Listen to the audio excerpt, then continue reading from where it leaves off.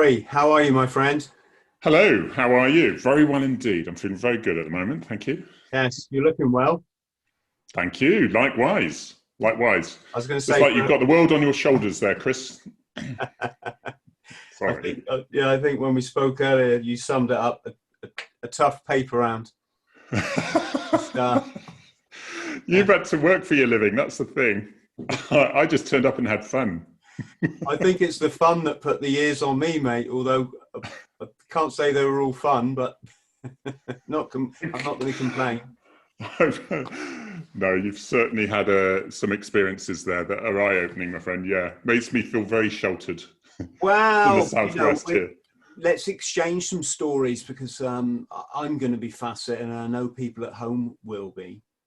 First thing I'm going to say is thank you to whoever put us in touch, but it was so long ago and I get so many thousands of messages a week. I'm really sorry I can't remember Yeah. your names, but thank you. Please remind me and I'll give you a shout out in the next video. Cool. So someone said, yes, check out Harry Tangye. Did I pronounce it right? Yeah, perfectly. Yeah. Very unusual to do that. I usually sit in dentist waiting rooms waiting for them to have a go, just because that's the only entertainment I have in life now. But yeah, they give it, and it's Tangye, Tangye, and then they always spell it wrong anyway. But Tangye, yes, as in a hot sauce. Yeah, and there's a slight Maori sound to it, or is that just my travels? Yeah, no, it isn't. But you're right. I had a small business for the last sort of 15 years, and the delivery man was a bit surprised, and he said, "I was expecting someone Chinese," but Maori I've not had before. But you're right. It does sound straight. It comes from France originally, so still, yeah, from Tangye. When your mother was the chair of the Cornwall Family History Society, you unravels this massive family tree on your floor to the 1660. I think she got it back to. But Wow. yeah. She's so that's where it's been Birmingham for quite a while. They made a few quid up there, and then they lost it and came down to Southwest. So you know a bit of your family history then? Yeah, luckily I've fortunate to have someone do it all for me. So yeah, we've been in Cornwall for 100 years. So yeah, I'm able to give a lot of jokes about that because I am Cornish. I'm going to stay on the fence here because when you live where I do, over the border from Cornwall, there's a lot of jokes I'm sure the Cornish wouldn't appreciate. No, exactly. As I spend a good deal of my time surfing or holidaying or camping in Cornwall, and yeah, absolutely love the place. And it's only since, I mean, I left Cornwall when I was 18, and I pop back now and then for family, quite a bit actually, but it's only when you leave. And then I did some VIP protection stuff, and we get 50, 60 visits, several visits a year in Devon and Cornwall, and you suddenly see all these amazing places. Because you tend to take the arterial routes to get from Newquay to Truro to Plymouth to, and in the southwest, and then, but you don't actually go to Lostwithiel, unless you're on holiday. Yeah, I went to Port Isaac when I was about 10. My friend went, and his family took me with them. And it was just after around about the time of the Penly lifeboat disaster. So that was something from my youth that kind of has certainly affected my emotions and way of being. The bravery of those men is just... Oh, I listened to on one of the anniversaries recently, last couple of years, I listened to the radio transmissions between the lifeboat. And if people search that on YouTube, is the Penly lifeboat, and it's the skipper, the captain, that was relaying it back to the Coast Guard as such, and then it goes silent, and they keep calling Penly lifeboat. Penly lifeboat. It's so eerie, and I think there's a grandson or something that is a lifeboatman on there now. I think from one of the people that were lost there.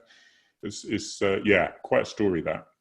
Yeah, and for our friends at home, I would say the pride in that, what do you call it, career service, is way higher than any other of the services. You know, you follow your father onto the lifeboat, and every time you get on board, certainly in a storm, you know you might not be coming back.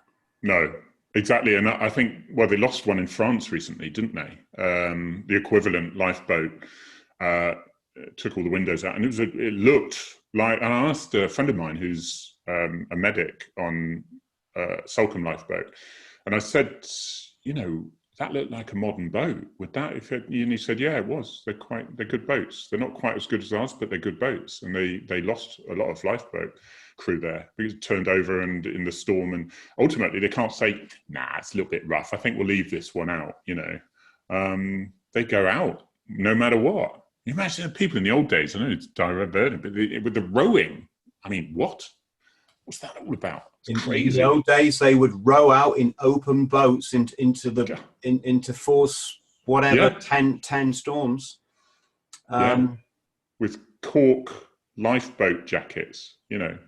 Yeah, crazy stuff, I think.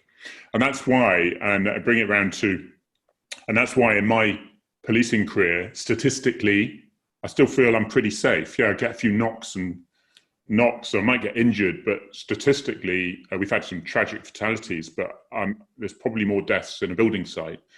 And certainly with the military side of things, and I've always thought it's that sort of, it's almost like the Russian roulette. You don't know when you're walking down that road whether there's an IED or not, and whether it's been found or not. And that, dealing with that mentally is so much more on a path. So that's why I respect the military incredibly so much on that side of things. And I certainly, as an armed cop, you know, in the Southwest, we've had it pretty clear. And that's why I specialise in other things we do down here, such as fatal road traffic collisions as well down here. But yeah, I think I've had it pretty easy. I pretty much knew that I was coming home every day, you know? So there's a couple of occasions I thought, oh, it's a bit cheeky, but yeah, no, I've been pretty lucky, really. Yes.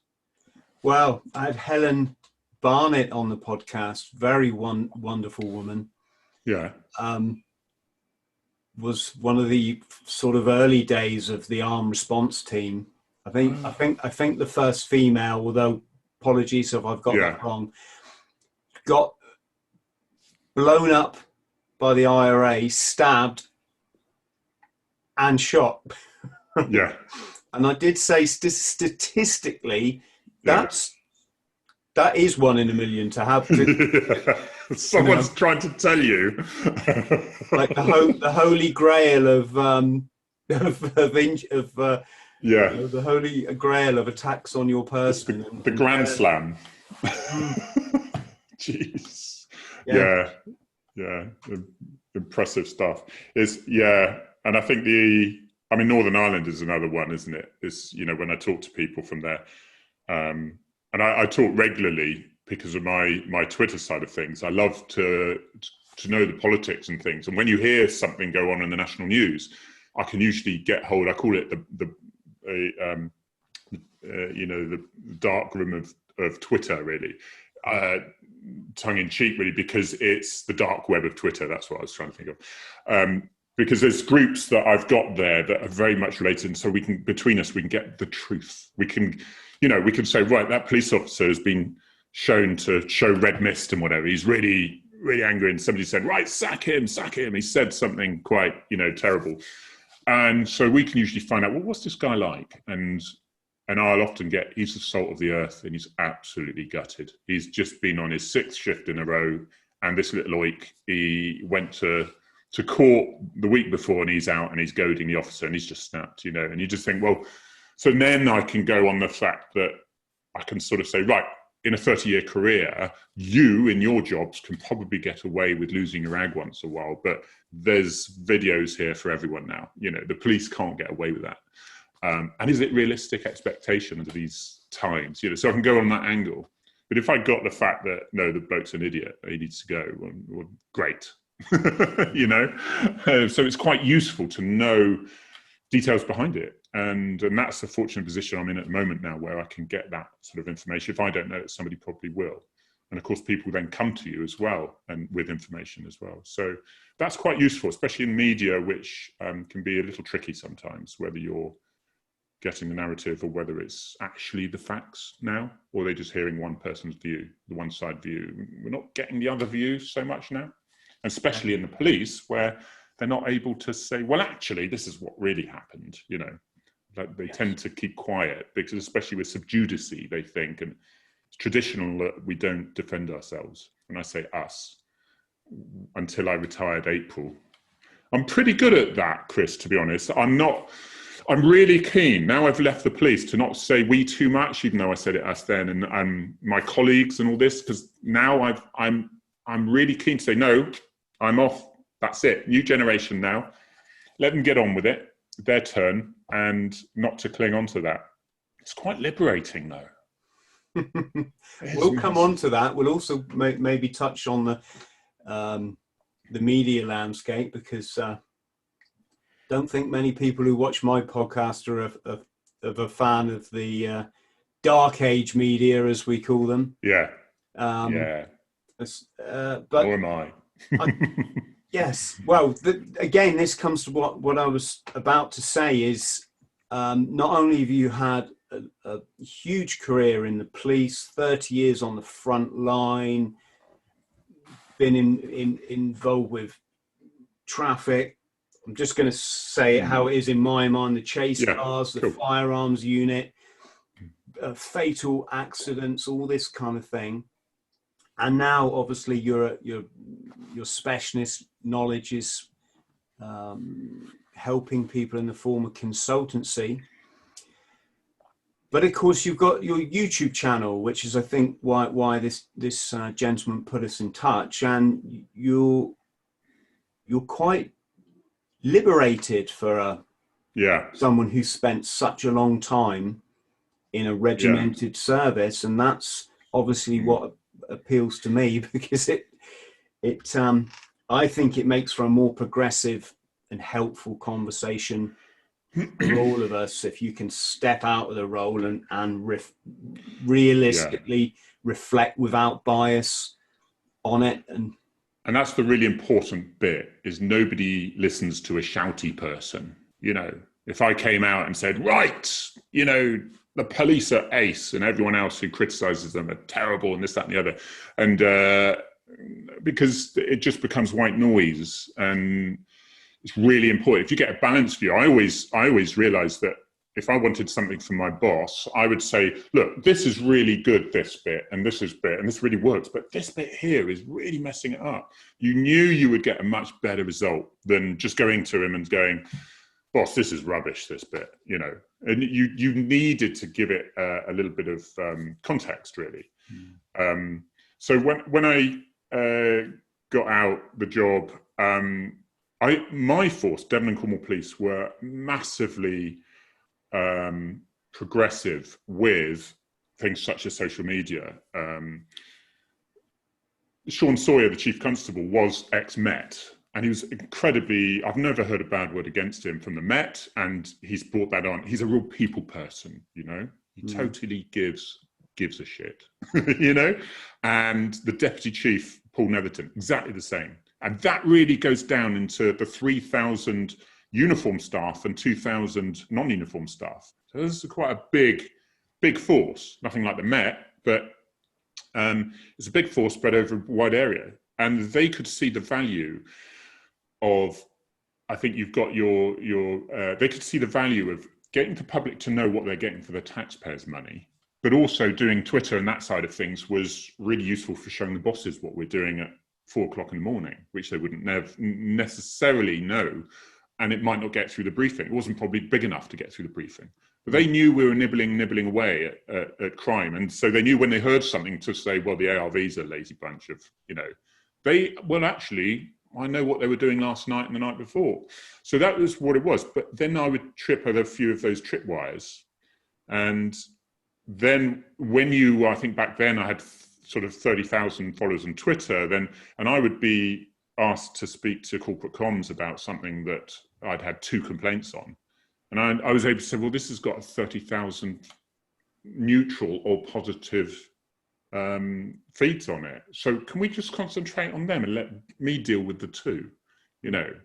But they had a job to do to try to reduce complaints and things like that. And sometimes it hit the local papers, controversial police officer. And most police forces would have run for the hills, absolutely run for the hills, but they backed me on the hill, to the hill, because they knew that if ever I tripped on a tripwire, it wasn't negligence or, you know, it wasn't discipline or anything like that. It was just something that went a little bit awry, because some things go wrong when you talk about controversial subjects, you know?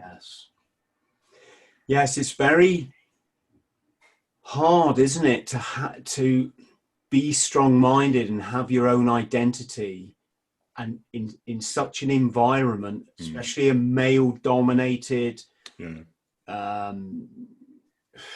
know, I could go on, and last as long as you did, Harry. Yeah, it is. I have been very fortunate, and I think I would have been shut down in 2 weeks in most other forces. And I say most, I'd say 90% of other forces.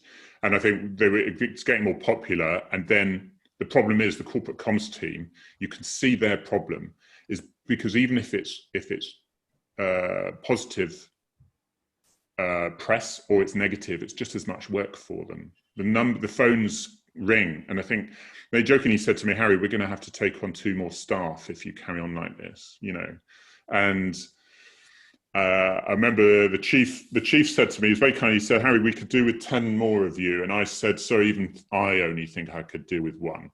Because it was very kind, because it created, you know, but I realized why I did it now is because I needed something else. I had this feeling of the injustices in the world. I'm not going to change the world.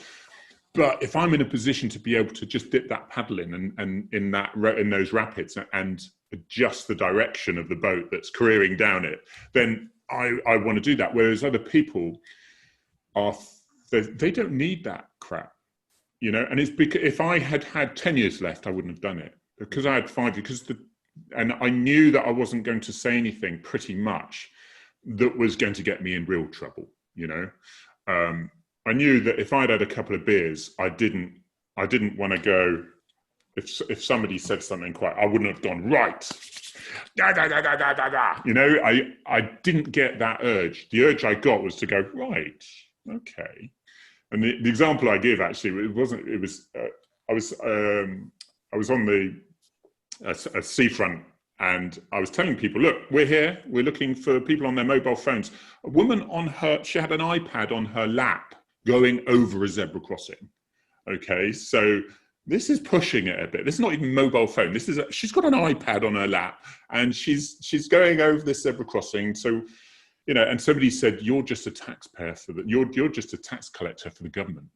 And I thought, you know, and that would get some heckles. Normally people who would reply were saying, no, well, you know, you need to conform to road safety and this, that, and the other. But nobody listens to that. And I thought, it's a bit cheesy, this, but yeah, go for it. I said, I look into the eyes of dead people. I'm no tax collector. And the guy to his credit went, yeah, fair enough. And I think that's the thing, is when people see cops giving a ticket out, they think it's like, right, how many tickets can we go? But when I stopped counting at 150 fatalities, and from a 6-year-old child and going to their post-mortem and doing the full investigation to a car full of 4 teenagers, looked like they could just open the door and walk out.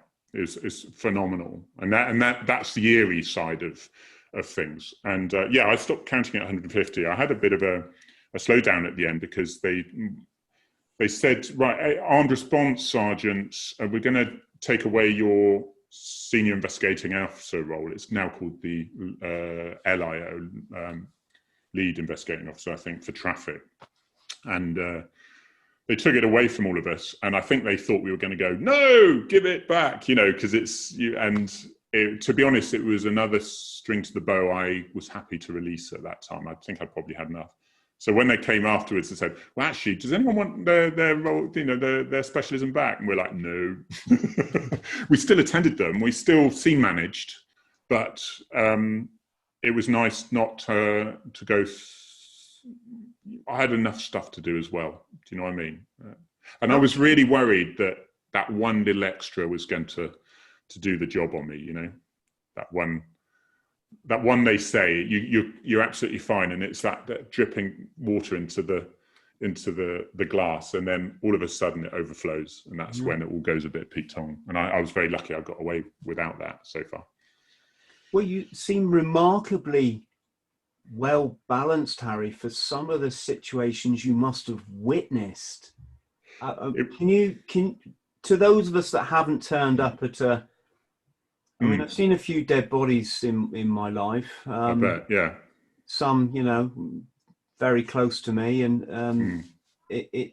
but I just compartmentalize things. You know, I just leave the emotion at the door when it comes to situations like that, because I don't want the mental scarring that I had then. So I'm very good at that. But to turn up and see literally families that I'm guessing were in some instances ripped apart.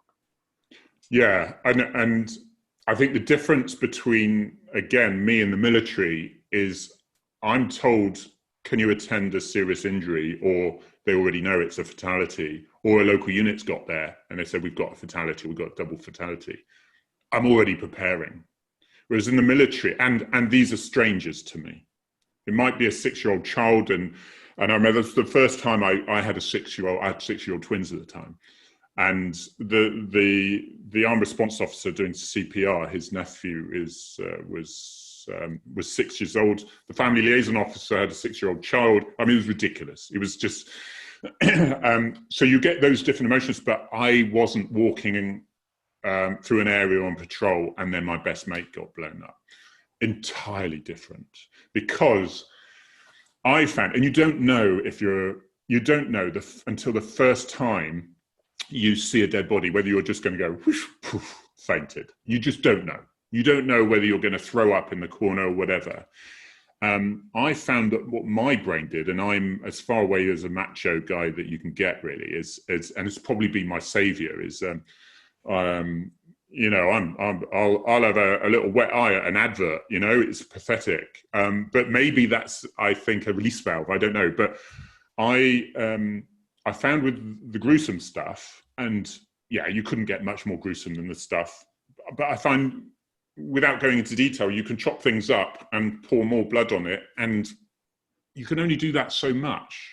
You know, once it's happened, you think, well, okay, and you chop it up some more and put more blood on, and oh dear, that's terrible, it's terrible. And then you chop it on, and then you think, well, okay, we've reached that now. You know, what I find is really eerie, and is the circumstances, is what they're dressed in. The fact that the person in the back of the car, it's not one of my colleagues witnessed. The person in the back of the car was beheaded, but they still had the magazine in their lap. That's crazy, and that can play on your mind if you're not careful. And it's the car on its roof that just gently rolled over. They weren't wearing a seatbelt. Gently rolled over up the Armco. But we knew when we righted that car. To me, that's the little cheeky one that tells me that was the scream mask. You know, it's those. So it's not the gore. It's not the blood and the gore. You get used to that. And to me, can I be a little bit abrupt and say, to me, that's just meat. That's no longer a person. The soul has gone. The person, I'm not religious either, but the person has gone. That is just the carcass, you know. So that's fine. But it's the circumstances around it, really. What they're dressed in. That they were going to go. That they were enjoying a day out in Quad World, and the parents shouted for the child to run towards them, and the child didn't make it, you know, because the car was careering through. That side of things is the story behind. That's the bit that can get you a little bit. Yeah, I've got an oppo from the Marines who joined the Met, and the thing that got him the most in his, whatever it was, probably 10, 15-year career plus his military, was turning up to a report potential suicide. So doing a, what do you call it, a thingy check, a welfare check. Yeah. And the guy had hung himself. And as he's, slowly spinning around there, he's got Simply Red on repeat. Oh, right. And of course, my friend then was able to literally play the scenario in reverse to what this guy must, how his thought process has been. Right, I'm going to play this music. I'm getting a bit depressed, probably doing some of this, and then makes the decision, something like this. But yes, I could see. That's it. It's the circumstances, isn't it? Yeah, it is the circumstances, and yeah, you got your other ones that were, you're talking someone on a bridge for 45 minutes and then they jump and you think the conversation you had with them, and they were drunk and they were dead, and you could tell the difference between. There's never a guarantee, but you could tell the person who wanted to be saved. They want to throw you that rope so you can grab it. Just give me a reason, okay? And they're okay. They can take some time, but you can bring them over. I don't think there's many time wasters out there. You did get and you'd never say it at the time, but you did get your person who was the attention seeker. You did get those. Of course you get those, but they are so few, I think. And the lesson I got was when somebody was so far away from the edge, I could easily run to them, because we always say don't play hero, because statistically heroes lose. Okay, so you don't run and grab them. But this person was so far and they made a really rubbish effort to it. And I thought, well, okay, they were just asking for help still. I'm not ready to do it now, but get me into a mental health unit. That was the scenario I had. And then 2 weeks later, she jumped off a bridge and killed herself. Mm-hmm. So it was a real lesson to say, don't ever be, sort of flippant about these things. But yeah, some of the stories they tell you when you're talking to them, and I'm getting information in my ear saying, yeah, you've got a 2-year-old son. Okay, right. Okay. Yeah. Separated, dotes on the 2-year-old. Right. And so I'm thinking, it's the gambles. You're not a psychologist, but you're saying, just think, you've got a 2-year-old son. What are they going to think in years to come? And, and I even, and then you're sort of listening as to what happened to this guy, that he was 11, 12-year-old raped. He was this, gang raped and this, that, and the other, and then was on drugs and this, and he'd lost his partner, and his son was taken away. And in your mind, you're thinking, mate, Jesus, what can I say? I can't make it better. You're just thinking, Jesus, if I was this guy, I'd probably be thinking about it, And you can't. So you've got to think, look, you will look back in the future and be glad you didn't. That's all you can say. You can look for the future and you just hope it's right.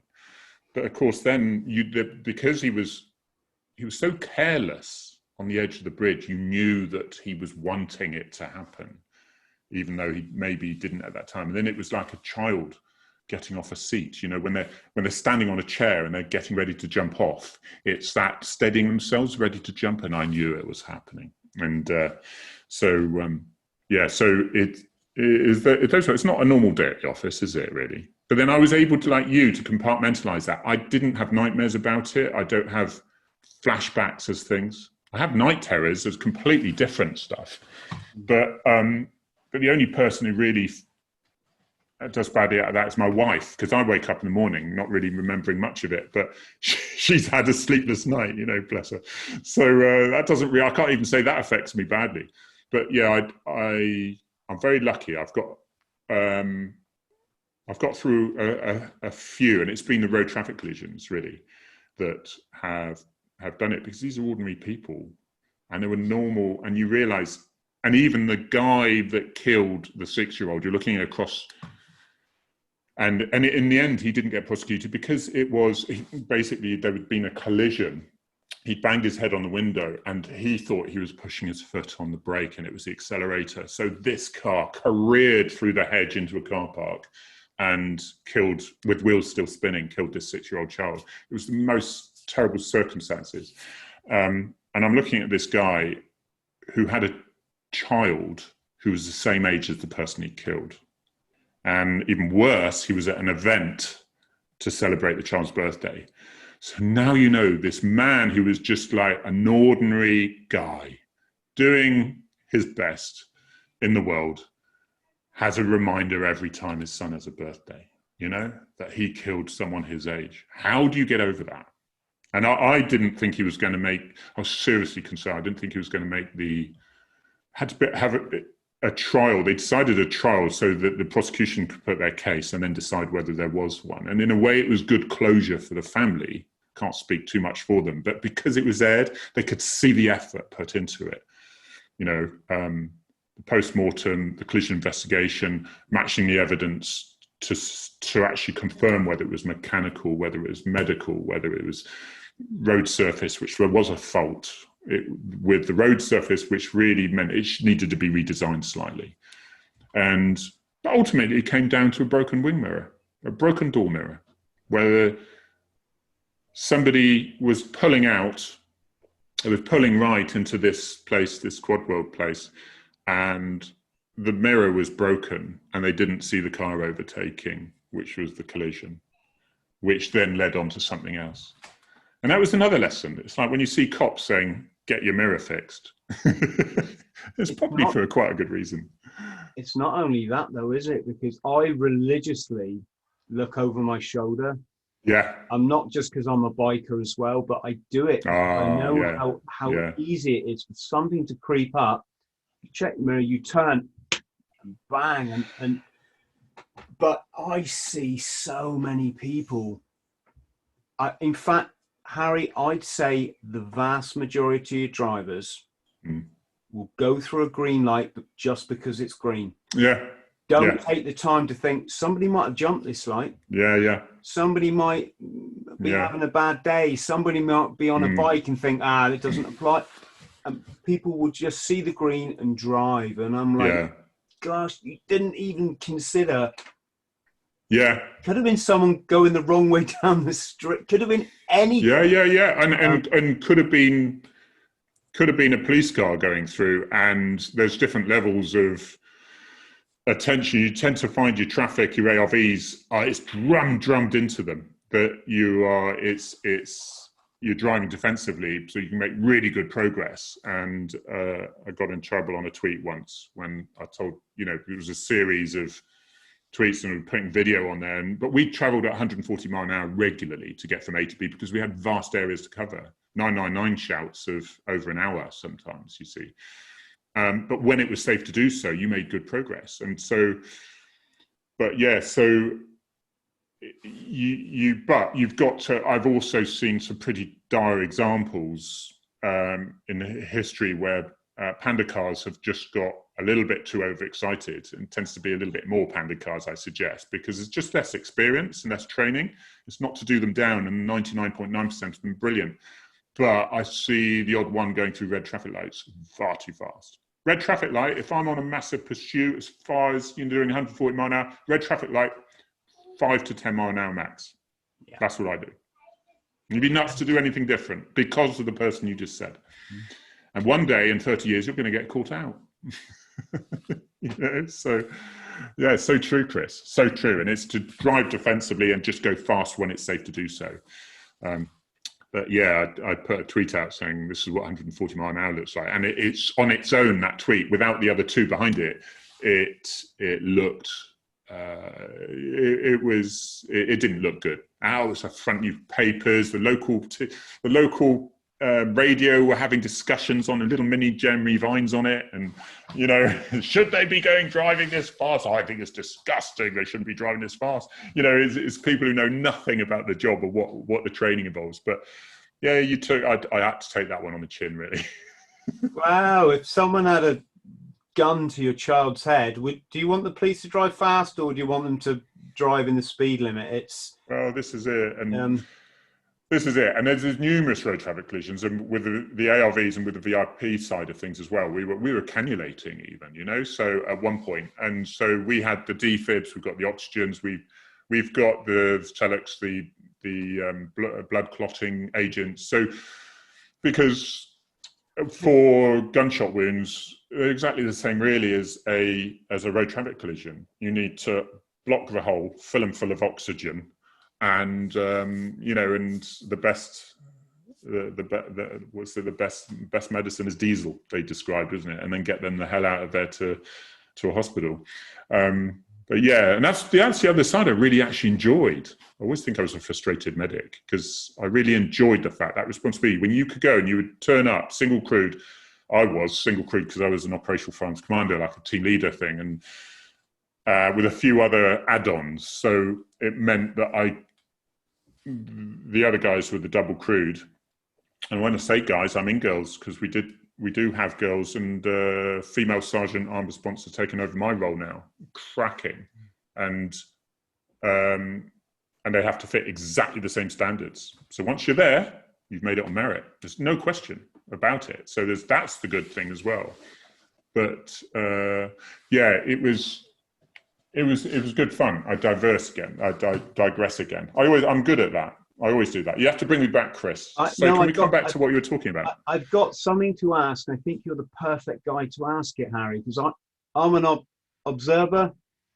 I almost said observationalist then, because I make words up on the podcast. Great. I'd have gone with it. Yeah, I'm an observationalist. I'm an observationalistic. Getting stupid now, but you're getting greedy with the nest. No, but I'm also. I'm also a man of a certain age, so I have the ability to look back 50 years, right? Yeah. Not everybody who's 50 has that ability. Some people, their brain goes with the times, which is why you see 50-year-olds sending you a text message that's like 8 pages long, and you want to shake them and say, grow the fuck up. This is not how we do things, right? Yeah. Pick up the phone. Yes.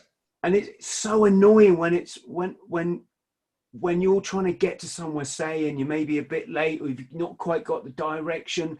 Yeah. And you phone, you obviously in your car, you hit your dial. Mine's automatic, so I just say phone so and so, right? Yeah. It goes to their answer machine. And then you get a text, which you can't answer when you're driving anyway. So you've got to stop. Then you stop it. It's like, what do you want? Or some long-winded. Anyway, I'm digressing now, mate. But you'll find you get a much more positive replies if you phone, because people feel that empathy with you, and so you can tell them things. But if you send a text, it gives them time to say no. I think what I'm getting to, Harry, is I don't think a lot of people my age will see what I'm going to explain now. And that is, when I was young, and this is drummed into me by my dad, it's like, if you're at a traffic light and an emergency vehicle has got the siren on and the lights flashing, obviously if it's an ambulance, the person in the back is effectively probably dying, you get out of the way, right? Obviously with all the precaution, but you get out of the way. That's why they've got their lights flashing in it. And it always used to be the case. Instantaneously, every car would just pull off the road, right? What I'm seeing now, and I'm going to pre-answer my own idea and say it's because of fear and intimidation and this whole agenda we've had put on us to make us scared to have our own thoughts, just like in a workplace where you end up doing this rubbish job and you just take all this nonsense from a boss because you're so afraid of losing your right. I see this situation now where the ambulance has managed to get past like 9 cars who've all just pulled off the road, and then there's one idiot stuck at the red light doing this in their mirrors, and the ambulance is like, the noise is telling you get out of my way, and they sit and wait for the light to change. And I'm not so much I'm not frustrated at the individual, it's the fact that we've been turned into such a bunch of pussies. I just wanted to get your observations on that.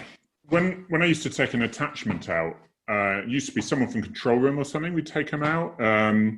and sometimes a civilian, and we'd go on a blue light run, and they would be, why are they not going out? Why are they not? Why? How do you put up with this? And I'd be like, yeah, you just have to smile and wave. One day, they eventually look in the rearview mirror, and or what happens is they panic and they freeze and they don't know what to do. And so they'll stop anywhere, and they'll stop between an island and the side of the road, or a brow of a hill, or on a bend, or so.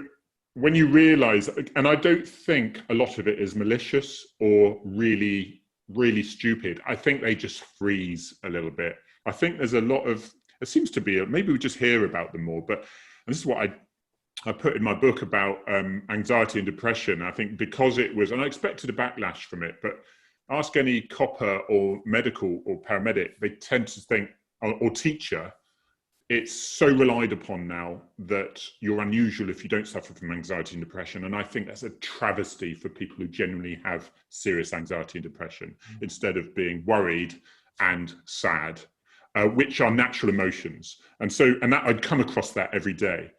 But I think there are people who are, shall we say, not used to confrontation anymore. They're not used to decision making. And so when they're doing the same journey in their car for the 150th time and something different happens, they can't cope with it. And so they freeze and they just drive at that normal speed, and you think, okay, you can pull over there. No, okay, you're not pulling over there. And that's how I do it. And people go, are you crazy? Why are you not shouting at them and this, that, and the other? It's because it happens so often. And I think because it happens so often, I don't think it was an individual malicious act or really, I think it's psychology somewhere. I think the human person, some people just react in a certain way, and they don't necessarily want to act like that, but they can't decision make. They can't react to a different set of circumstances. And yes, you get your odd idiot who goes, who is like that. But there's a really good thing out at the moment, actually, that's going around. They've done a YouTube thing. I did put it on my Twitter feed, and it just tells people from the start, let's nice and fresh, this is what you should do. In these circumstances, and ironically, with the red traffic light, they say, don't break the law, don't go. Now, what's nice is if you're at the junction and you can just nip across the line slightly to allow something through, that's great. But we don't, what you'll probably find is we would put the lights and the sirens off at red traffic lights, turn them off completely, and we'd sit there like that, after being absolutely hammering, because the last thing we want is to push the first row forward, because if there's then a collision, it's the copper who's at fault. There wouldn't be any blame put on that person who went over that line. So, but I always say there's no black and white rule. Is if the junction is wide enough and deep enough and open enough for you to just go 4 feet over it to allow, that's usually enough space. Do you know what I mean? Then do it. Common sense, isn't it?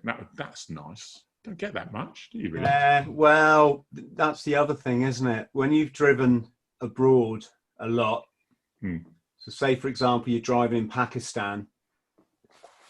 As you do. Well, I've driven to India and back, so... Blimey, you made it. Yeah, I drove a 12-ton British Leyland coach.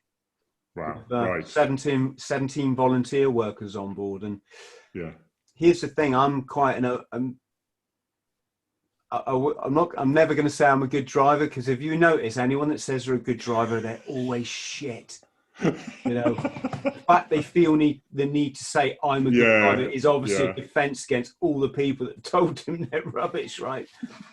But when you're in Pakistan, you have to be able to be going down not so much a dual carriageway, because they don't tend to have many, but a main road. So you're doing, say on the bus, you're doing 60.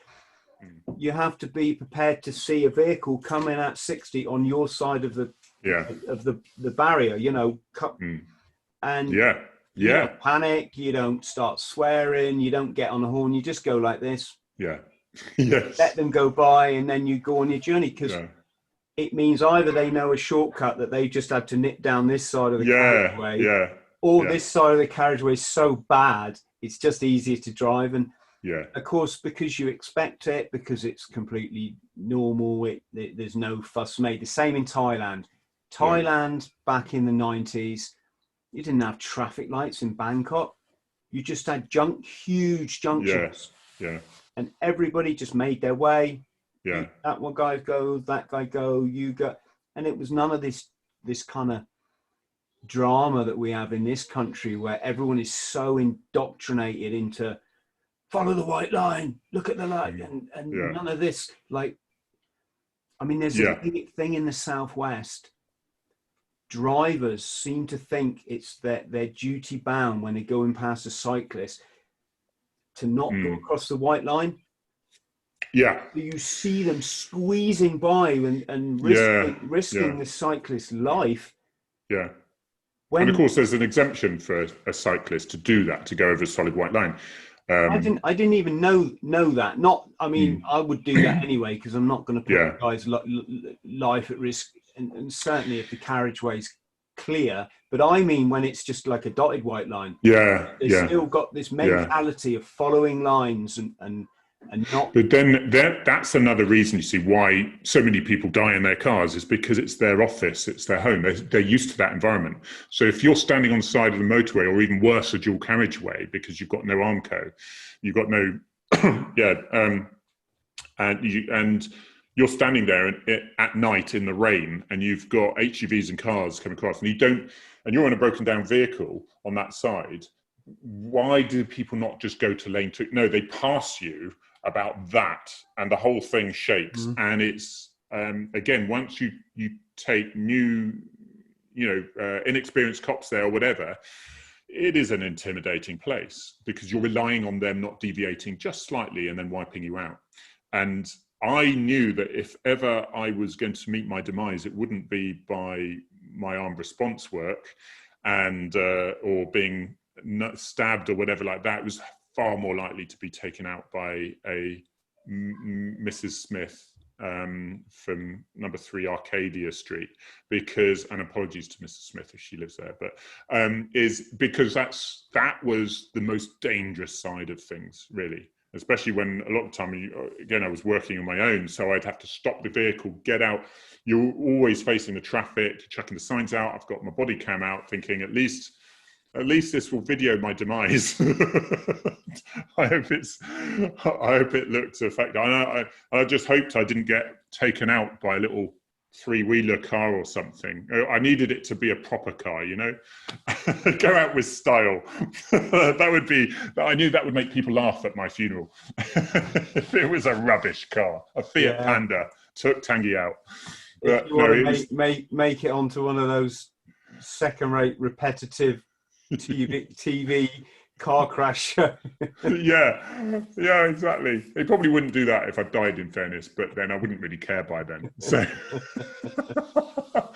but yeah, generally, I just don't think, and that's where the boring thing about education comes in. That's why it's actually a really good video this is putting out, because it just because people aren't really sure. Can we do that?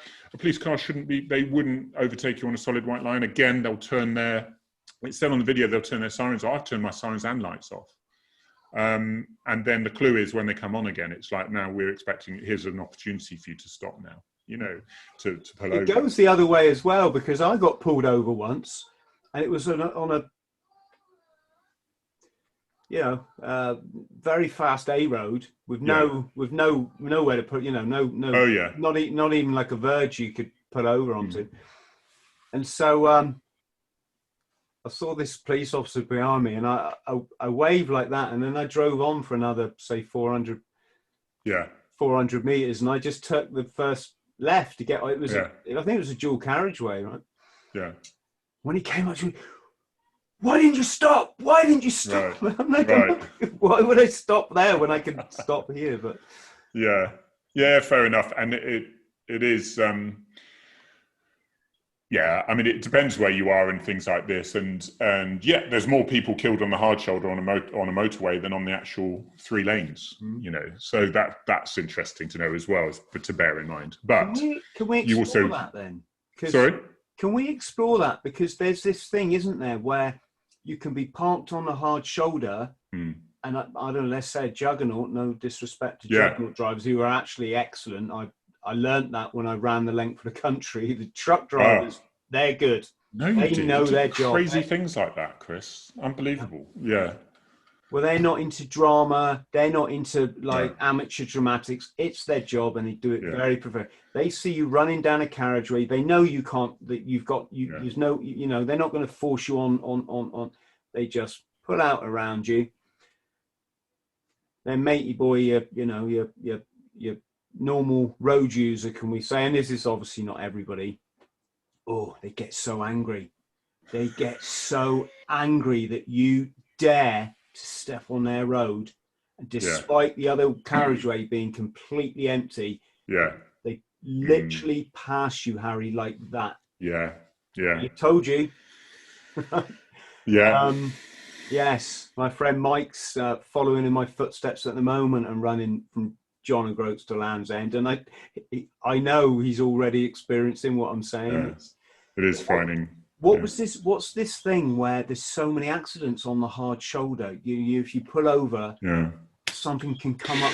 Because basically, if you're thinking about it, and this is why smart motorways were really criticised as well, and because we didn't have them in our force, I was just going on what the public were hearing as well, so I couldn't really comment on it much. But basically, if you consider you're driving behind a big truck, for example, and you start breaking down, or you need to go to the centre reservation, you've got a flat tyre.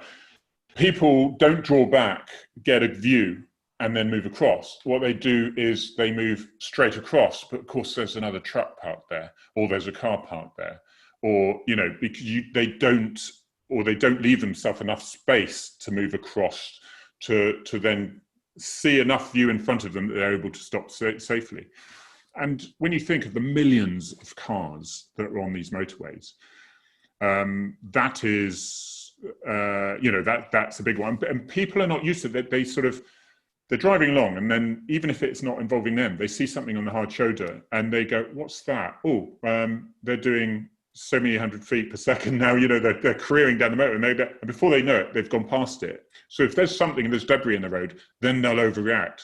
And then they'll career into the sort of hard shoulder where there's already a collision. How many collisions have I been to where a collision occurred and then a collision occurred into that collision because of the distractions and things like that? So that's why it's, I think, and I remember a police car getting absolutely flattened by a post office HGV once. And it was because it was warm weather that the officers were out. And they confessed that if it was pouring down with rain, this was quite a while ago, they would have been sat in that patrol car. And of course, they had rear lights on. But the post office, he fell asleep and just guided across, and it happened to be the police car there. Oh, and it absolutely mullered it. It was as flat as a pancake. So sometimes it's really bad luck, but people say, well, you could get knocked over by a bus, but that's why we use a zebra crossing. You can avoid being run over by a bus, can't you? So you can reduce your chances. So over the other side of the Armco, up the bank, that's the safe place to be. And if you're broken down, you're sat in your car, every one of those cars passing could be the next one that takes you out, and you're not going to know much about it, in fairness, probably, because it will concertina the car all the way up to the back seats at least, and your body's it's not designed to take those forces, really. So, yeah, it's a few of those.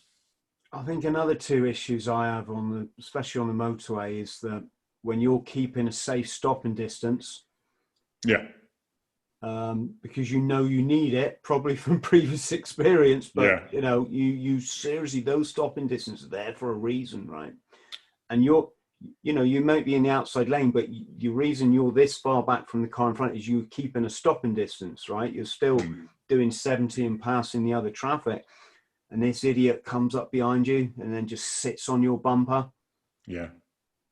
And it's at least your insurance claim will be okay, because as long as what they can do is they push you into the other car. But if you've left enough space, when I'm in a dodgy situation, when you think actually traffic's slowing a lot now or whatever, and you've got people past you, I will just, in my civilian car, just hold right back, because I know if they shunt right into the back of me, I'm not going to go in the big vehicle in front of me. At least that proves that I was driving within the distance I could see to be clear.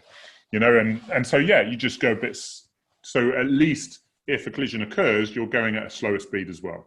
You know, yes. there's less forces involved. And the other thing is the single biggest cause of accident in the UK, probably the world, where it has to be driving with excessive speed for the conditions. Yeah. You know, that's it. It's excessive. Circumstances. I'm a biker as well. I've ridden a bike all my life, commuted through all weathers. I had a ZZR 1200 I've got at the moment. I had the 1100 before, the CBR 1000 before that. So, and yeah, I've been to a fair few motorbike fatalities. I think probably about 20 of them, I guess. And I wouldn't be riding it if I didn't think I had half a chance of staying alive. I would listen to bikers who go knee down around the bend and go, well, it wasn't my fault. And I'm thinking, but it's not a racetrack. Therefore, you should expect diesel. You should expect that tractor. You should expect an obstruction, a drain cover, whatever in that road. And so I do ride very defensively. I always say I know my bike goes up to 70 miles an hour very fast, and after that I have no idea. But but it's yeah, I have a very healthy respect with my motorbike. It slightly scares me every time I get on it, which is probably a good thing. Well, it's that thing when you see a biker go into the side of a car. Yeah. Clearly they were doing 70 or 80 because the dink in the car, it's almost cartoon-like. You see, here's the thing. To me, that's not the car's fault. Okay, the car didn't look well, you know, but you're not supposed to expect a bike coming at 80 on a public road, right? B, right? But B is, as a biker, you should know to slow down to a speed where if the car doesn't see you, you can safely stop. You can't just... on a bike, you haven't got that gamble that he might be pulling out. You don't have it. You have to slow down enough so that if that person hasn't seen you and they pull out, which is their fault because obviously they haven't checked. Probably I think I'm probably check about 5 times before I pull out of a, you know, 5 times probably the minimum. Well, anyway, but it's that thing, isn't it? The bikers, the community will tell you the car's at fault. Yeah. I would say no. You're responsible for your life. You've got to. Like a lot of things, I think there's a lot of the guy comes out. He's a fault. He's come out. He's not. But if you're, like you say, you're behind a bend and some of these junctions, you've got to think, right, it's clear. Right, I've got to go now. If you're a car, and you've got a bike knee down doing 90 miles an hour, they're not helping themselves, are they? And at some point that car had to go out and they chose their spot. If it was on a long straight, again, people misjudge the speed. So yeah, you're not going to, you know, I see bikes. How many bikes have I actually picked up and I could have ridden off again, but the guy it was a fatality because he just slid along and his helmet hit the curb. And there's a big curb dent in his helmet, and he's dead instantly. He slid along. He would have been fine. He was on the grass bank, and there was a street light there, and he hit the street light and killed him instantly. So you don't have these things on a racetrack. So you might be the best person, knee down, wow, on a racetrack. When you slide off, you might sprain your thumb. You might, you know, the chances are you'll probably be okay. Although there was a good one on TV recently. Luckily, they were all right, wasn't there? But Jesus. What was that? Sorry. There was one where the bike, and I don't follow bike racing. Who's one of the best bikers in the world? Remind me. Oh, okay, right. Yes. No, I haven't watched the racing for. Oh, right. Well, basically, the bike went over and then flew at head height, missing another biker's on the racing track. Missing his head by a nano, and the bike just went straight past. So there's always going to be instances, even on a racetrack, where, and it was just, I know he was fine, there was fine sort of thing, I believe, but you could tell they were shaken, really shaken. This was a biggie. They got away with this one. Yeah. And, you know, and I think you've got to, as long as you ride defensively and you sort of give as much chance for yourself as possible. But yeah, I mean, fatalities have gone down a lot, I think, because, but they're still in the thousands. They're still in the jumbo jet loads. If a jumbo jet crashed into this country several times a year, you'd be pretty alarmed by it, and you'd think we'd have to do something about it. And but it's only an accident, isn't it? Well, those things happen to other people. So that's one of the reasons actually why I did this Learn to Live thing. So if anyone who's got kids out there or grandkids who are there's a national thing which is done locally, but lots of local ones all over the country that bring emergency services in, and they talk very candidly and openly, and there's an overall video behind that brings them through the situation of road traffic collision. So anyone who's just about to start driving, or is being driven because their boyfriend or girlfriend of the driver, so that's sort of 16 to 18-year-old, they do this thing, and it has and that's where there's a black and white video of me on YouTube somewhere talking about a road traffic collision. If you search Learn to Live, one word, and it just tell a story of an actual account, and it gets into the hearts of these people. And then you bring a mother on who tells about her son who was killed, and all the text screens disappear, and they're actually listening intently, and you have fair few tears at the end of things, and there's a longevity over that as well. Ooh, so Amazon's arrived. Now that says Arthur will probably kick off now, so apologies for that. But there you go, Arthur, come here. And that's so much better, isn't it, than just chucking a ticket out. That's domestic life for you, Chris. Chucking a ticket out to people for speeding is get to the root of the problem first. Get to when they're young, so they think, yeah, this could happen to you. And that woman there looks just like your mum, and she's crying. She's got a teddy bear in her hand, and there's the picture of a 21-year-old son behind her. Handsome lad, strapping lad, who died not 20 miles from that place. Do you know what I mean? That's where it really gets exactly. When you see people doing 90 miles an hour on the motorway in fog, yeah, and sheeting rain, yeah, you instinctively, they've never had an accident.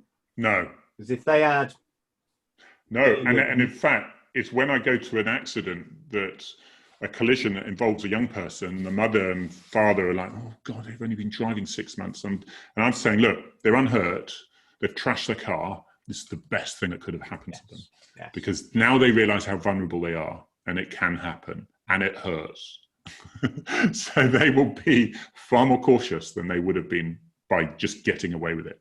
I don't recommend everyone has a collision in their first 6 months, but it doesn't.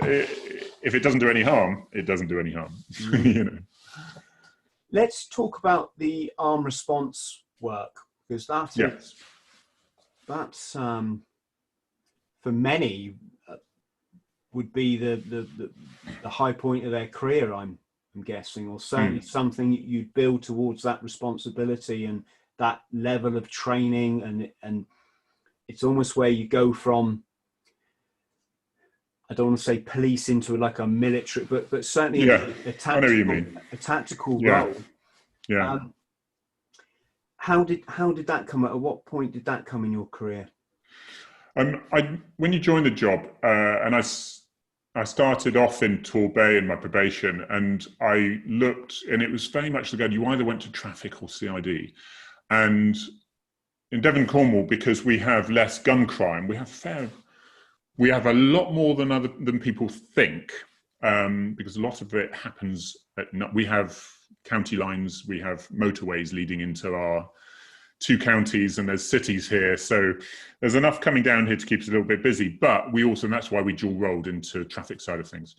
And I remember there was a post office job pre-planned in Torquay, and it would have been about 25, 30 years ago. And I remember the guys in the cars with the MP5 strapped across them, and they went off to do this job, and they caught the robbers, and it was all on the paper, and I was thinking, oh, that looks cool. That looks cool. And I wondered what it was that attracted me. And it was the real cliche, because you realise when you're in the police, it's police family, and I find military are very similar. A military guy could talk to a copper in a pub and they'd probably get on pretty well. This same sort of ethos. They don't mind getting a bit dirty and wet sometimes. You know, they don't mind pushing themselves a little bit. And they have probably a similar practical view on life, a little bit more practical than some views that are being thrown around at the moment, sort of thing. Can I chip in one thing there? Yeah, go on. It's also, many of them like, I wanted to be a bootneck. My mum wouldn't let me, so I joined the police. Yeah, well, I've upset so many people there now, I know, but it's just something you hear an awful lot. Devon and Cornwall, we had a lot of bootlegs because it's all based down here. We've got Plymouth, we've got Lympstone, that side of thing. We've got lots of military, and we call it the Golden Triangle between, you know, Torquay, Plymouth, and Exeter, and that's the most busy, you know, where the people are, and it's very military. So we have a lot, and they're good to bring in because they've seen a bit of life, and they've probably had the odd domestic themselves. They've probably had started a business and had difficulty in business, so they can relate to public when they dealing with their own problems. But so anyway, I applied for traffic and I failed it. I was absolutely gutted. I thought I could just get in on enthusiasm alone, and then I applied again and I got it. So then I thought, wow, really, this firearms. I got into firearms initially, first of all. It was when you used to get your guns out of the safe and go to the job. And by that time, it was pretty much over. And I felt very important because I had a pager, you know. And I had the NATO. Do you remember those blue woolen jumpers? And there'd be the V-necks with the pads on the backs and the black gloves, and cool as anything. But firearms had a round neck. So they knew you were firearms, you know. It was the bee's knees when you're a 24-year-old copper in Torquay, which was then.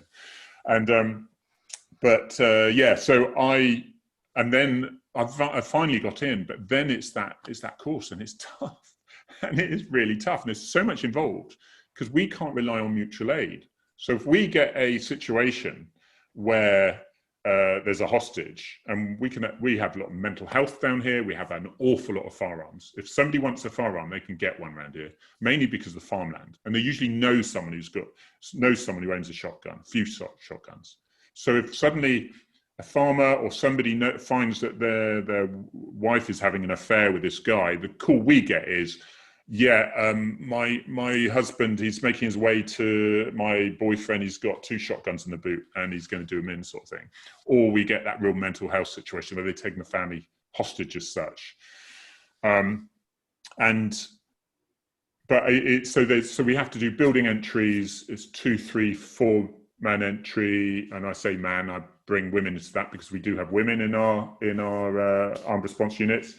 And it's vehicle interceptions as well, under all circumstances, and it's all at different risk levels. So it's whether we think we need to filter it slightly because we think they could be involved. We're looking for a silver Ford Focus in an armed robbery and we see one. We're not going to deal with every silver Ford Focus in the way of if it was silver Ford Focus ABC 123 we're looking for. And then that will be dealt with because we've got to make it proportional.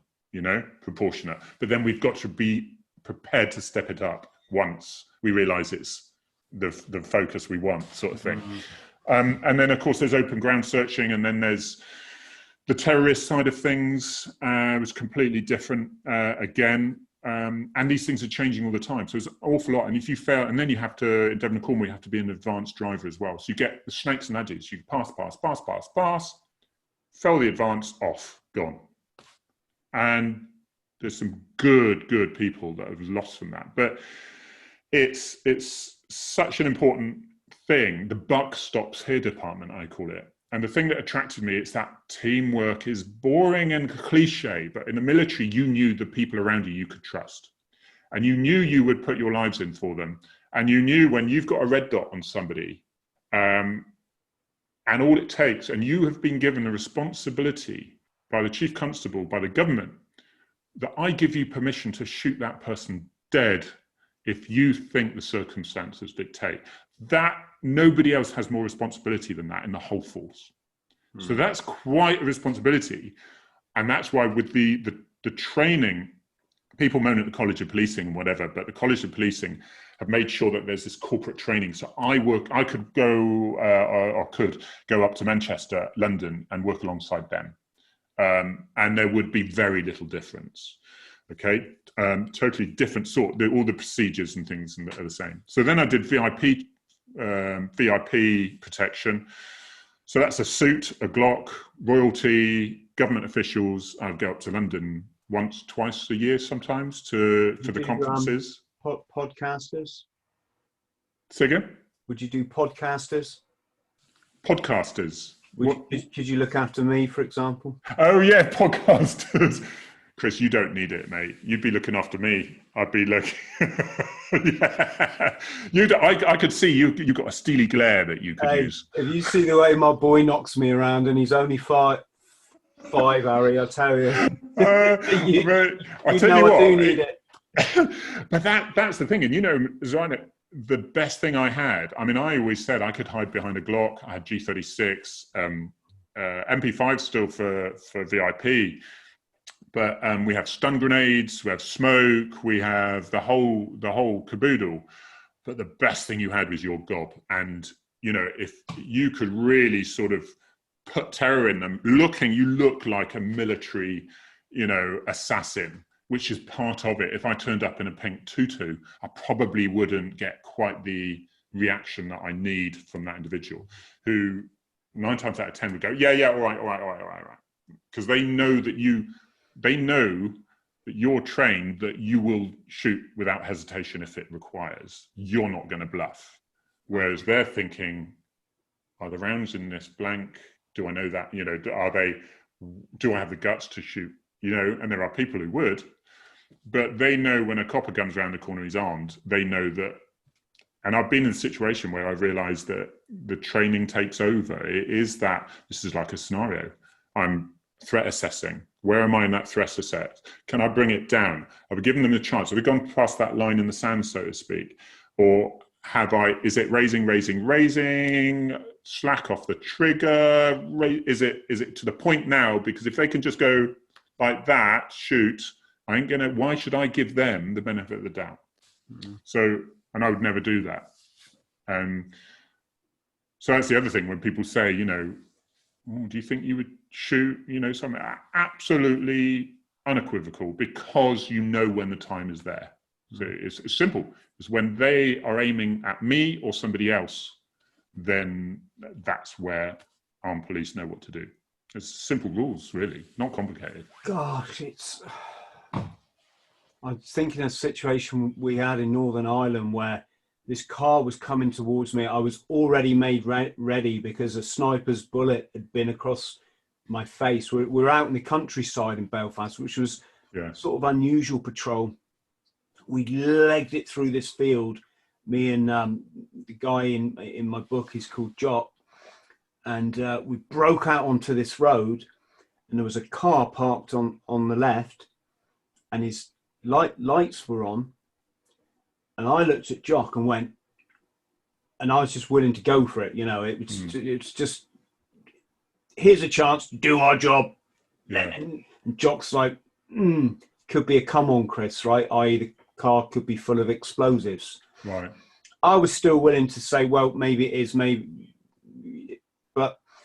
And as we had that, which is literally a momentary exchange, the car pulled away and drove off. So, and let's just remember it, for the sake of the scenario, it might have been someone hunting. You don't know that, but we wanted to at least run up to the driver and apprehend him, right? So we're already made ready. We'd still have had the safety catch on, but only because you can click it off instantaneously. This car disappeared, and then 30 seconds later, headlights came straight towards us in the other direction. And I'm sort of looking at the same things going through our mind. So I just stopped this car thinking, is this the same car? Yeah. That for some reason it's all happening too quick for you to work out. Is it the same car coming back? And as I stopped it and I had my rifle just pointed at the driver, safety catch off, and he didn't stop.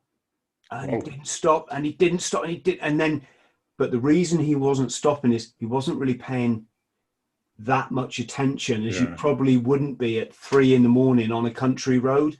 And he didn't expect to see a serviceman stopping his vehicle. And when he saw me, it was instant, instantly I could see that now he slammed the brakes on, the fear in his face. And it's little signs like that you obviously have to be aware of, because you've got to take the responsibility. And it's a very good point, because we know in our response that that microsecond of a decision to pull that trigger will be analysed for at least 5 years, even in civil court, by the best barristers. And it's who wins on the day as well. It's not necessarily what's right and wrong. I say it's a court of law. It's not necessarily a court of justice. It's who's the better guy on the day. And if you've got truth and honesty on your side, then that's a bloody good help, because, but yeah, that's the thing. You have to put that to the back of your mind. And the nearer I got to the end of my service, I thought the more like, and people say, are you going to give up your team leader type thing, or I was a farms tactics advisor as well. So on some jobs, say in depth of Cornwall, I'd have operational farms commanders down there. I would do the farms tactics advice with the boss up in the other end, and vice versa, sort of thing. And it was just as fascinating, to be honest, than being on the front in a hedge with a gun on a house, sort of thing.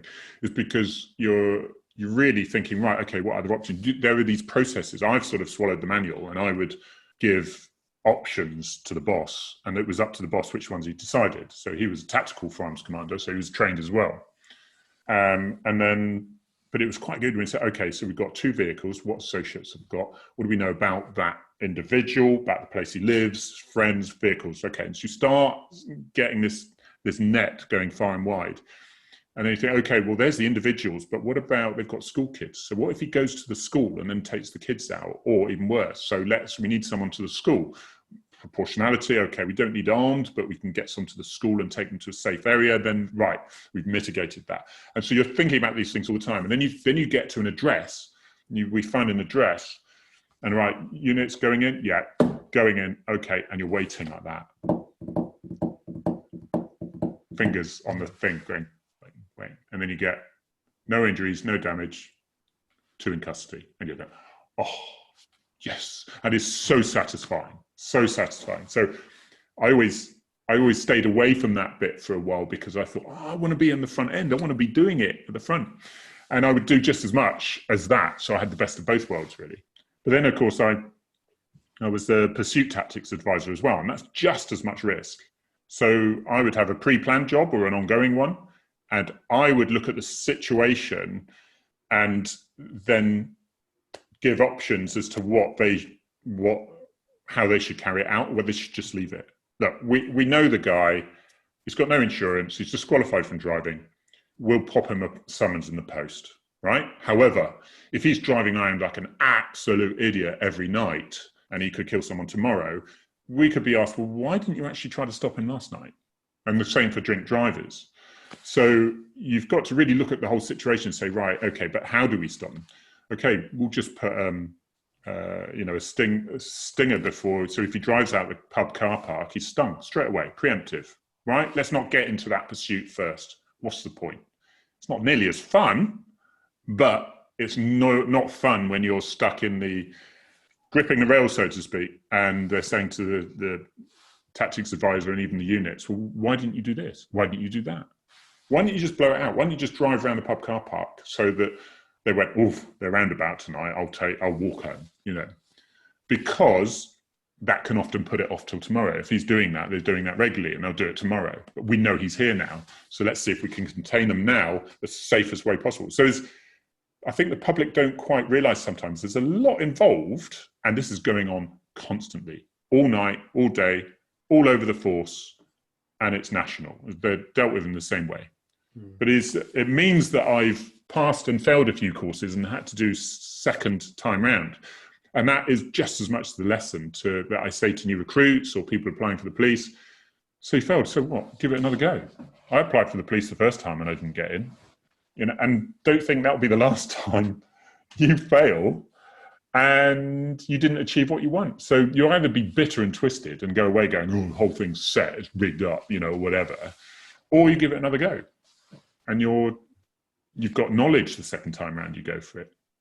So yeah, and I think that's why it's quite rare to be in firearms as long as I was, for over 25 years on armed response, that side of things. But in order to drive the nice fast X5, wear the guns and play paintball, you know, you had to do the hard work too, and the stress. It's just constant assessment.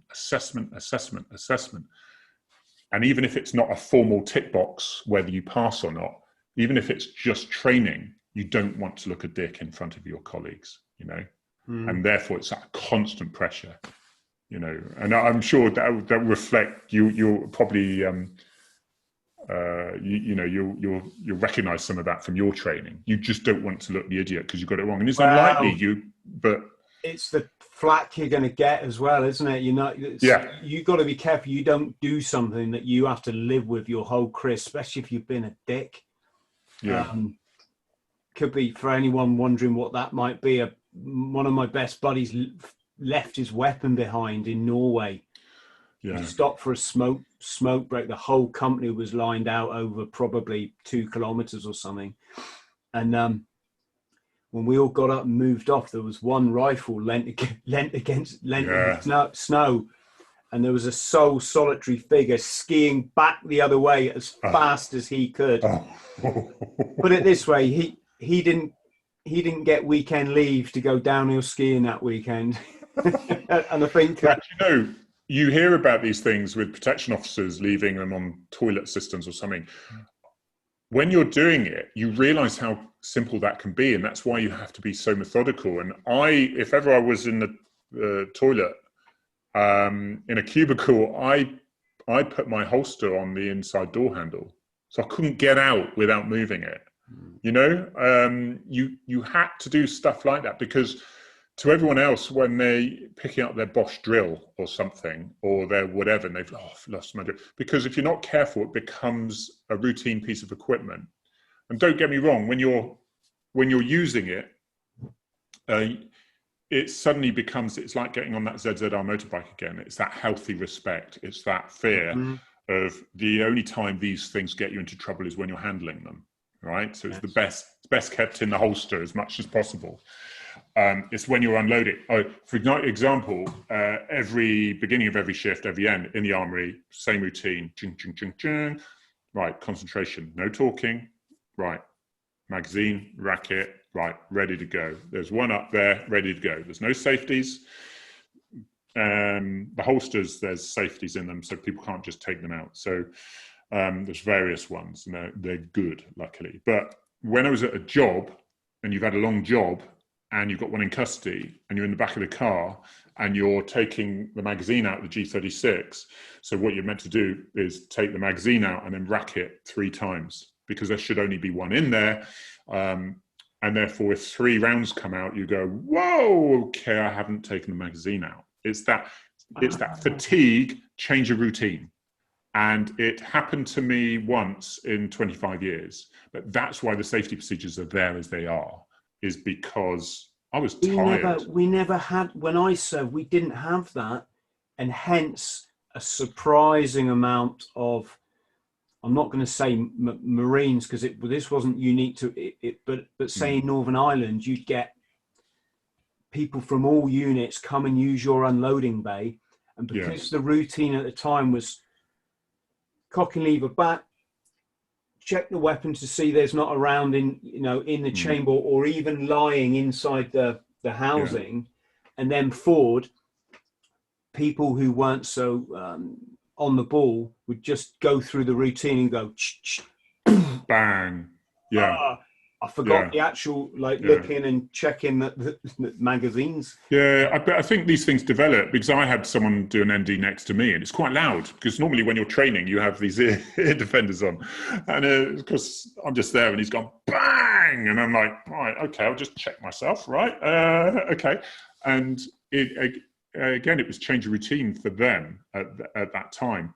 But I think these procedures come in. The police get a lot of our systems from the military, because they're doing it all the time. And that's where our medical stuff comes from, special forces a lot. That's why we were the first ones to go back to tourniquets. Even before paramedics went back to tourniquets, they were grumbling because the information was there, but we went with special forces, what's going to happen in Iraq and around. And so a lot of the building entries were, of course, not up to the standard and all that. We've got to be proportionate. But we realized, okay, ours have a failure in them because of this, because this has been learnt abroad. This is much more effective. Therefore, this national process came in, and we love it, the searching processes we have now. Although, because I've got 5 processes in my mind from 25 years now that have developed over the years, this is undoubtedly the best one. But I had to have a couple of goes at this. And then by day 2 of my next week's course, I was skipping through the corridors. They found the older guys were struggling because I could do the first system now for you. I know it. So you don't get rid of it necessarily. You do the second, then right.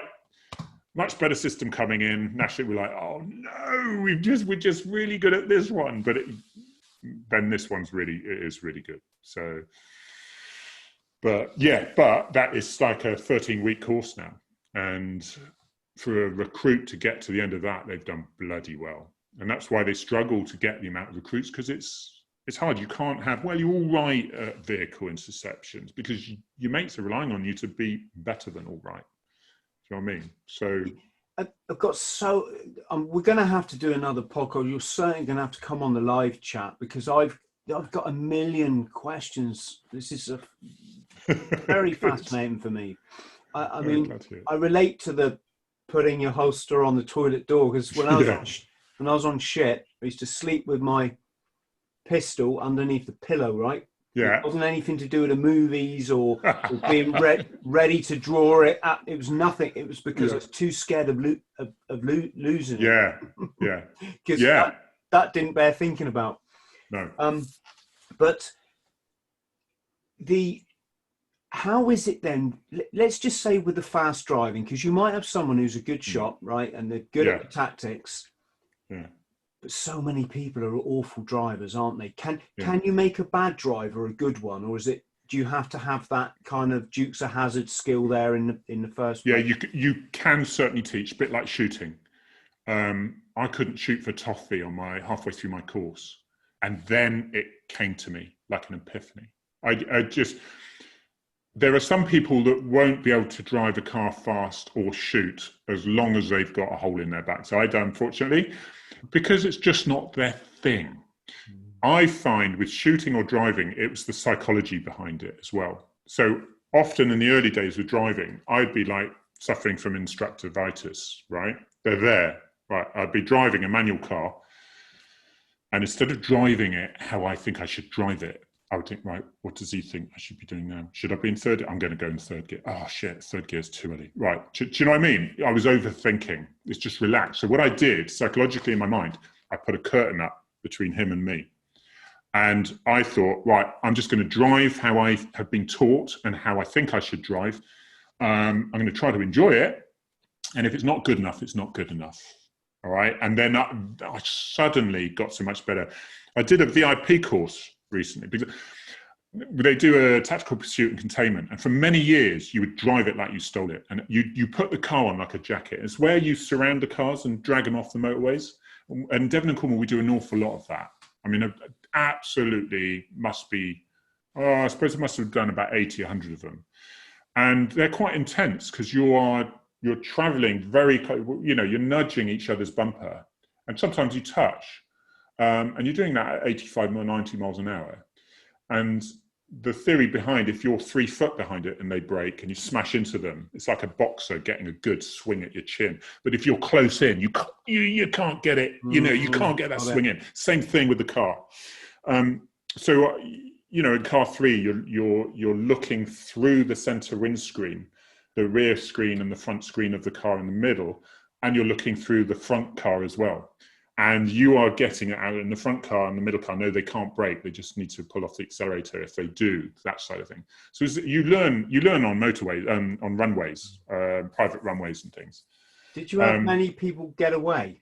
Is that no, a common thing? I've got to say, generally not, because the system we used there was shock and awe, so to speak, because there would be no blue lights and sirens. And if we had a plane X slide, we'd put that one at the front, so the marked were at the back. And so the car with the drugs in, they've been picked up by automatic number plate recognition, or in one of the other patrol cars that's picked it up, or there's intel. You get a lot of intel to say there's a car coming down. Or what we do is we look at history of what their movements are, and we go, oh, we think at 3 o'clock they might be coming down today. And then we will, so from all intents and purposes, as they're driving down the road, they're going, and they might go, oh, there's a police car there in lane 3. Okay, I'm doing 80 to stay away from suspicion. And that car's always just coming past me at 10 miles an hour. Oh, there it is. Oh, there it is. Oh, there's one behind. And they're nabbed like that. And we often ask, and that's why when we go around bends, we concertina. So we're always in that line, that straight arrowhead through the cars into the subject vehicle. So they can't see us going around a bend. And we ask them and they go, didn't see you, mate, till the last minute, because there's usually quite a good rapport at the end. And out of all that, the only damage we've had is a cracked number plate. And that was after we'd stopped them. And when the offending vehicle rolled back into the patrol car. Incredible system. But the trouble is when you're training those, and then you're training whole scenarios, so you're picking up the cars, and I'm thinking, okay, so we've got that patrol car on the A30, we've got another one on the M5. Okay, so let's start bringing them back. Right, this is the plan I'm thinking of. Can I get authority for that? Have we got traffic? We've got helicopters. We've got dog units in case there's a starburst. Okay, this is the method we're going to go for, because there's various different ones you could use. And of course, then you've got to make progress, then you've got to do it. And I used to get on my report, strong drive. And then once I got pulled off and they said, Harry, times have changed. You can't do that anymore. We've had to pull you from the course. Devastating as, I'm the freaking traffic sergeant. How embarrassing. But with these things, I own it. And I made it loud and proud. And I told people, and I told my section, and I said, right, this is it. I need a little bit of adjustment, so that's what I'm going to do. And they put 2 days aside. After 2 hours, they went, yeah, no problem. Because things had got to, I said, well, just, when you're wheel spinning, you're squealing your tires around a bend. And just to show I hadn't got red mist, I just said to the instructor, and tin coffee will be served in the back shortly, sort of thing. But they went, you can't do that now, Harry. It's how we used to do it 10 years ago, 5 years ago. And I think now they've realised that the people coming through, they're very safety conscious, but actually you still need that little bit of thing, that oomph. So when I did my VIP driving course, I only did that about 4 years ago. Because we had VIPEG, which specific drivers just did unarmed, but then they needed more VIP drivers.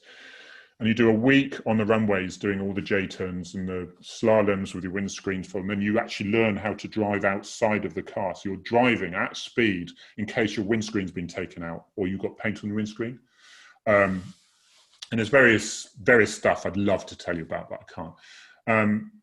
But again, you're putting the car on like a jacket and you're throwing it down the road. And the only criticism I got was, Harry, you seem to be enjoying this a bit too much. And it wasn't criticism. They were tongue-in-cheek. They were loving, but good times. You paid me to do that, Chris. Your taxpayers' money. I'll pay you, mate. I'll pay you now if I had any money. But let's just talk about fast driving then, because I was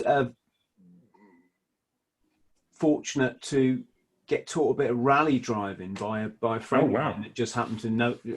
I think, to be honest, he'd had a course given to him for his birthday or something. Yeah. We used to drive a pizza round together. Yeah. And he would show me these techniques that were the complete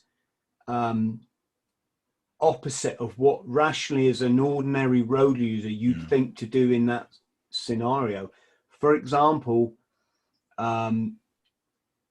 if you start to lose it on a dirt road, you actually speed up, because it sucks the car. It sucks the car down. That inertia forward sucks the car onto the road, and you gain traction again. Yeah. The other thing is, when, say you're coming into a left-hand bend, just flick the steering wheel right to get the weight of the car onto the left, and then back round again. And so you're effectively completely redistributing the weight. So you don't. To rock the Is that? I mean, I'd probably be atrocious at rally driving. So I did shotgun clay pigeon shooting first time recently. Terrible. Clay pigeon wouldn't give up once, you know. And it was, you'd shoot 2 clay pigeons and go, I've got this is easy, and then miss 8. You know, it's a totally different thing. And rally driving is exactly the same thing, really, because it would be frowned upon if we turned off all the safety things. But it's just for us, it's going, and a fair few pursuits, of course. In my last few months, I had quite a number of pursuits.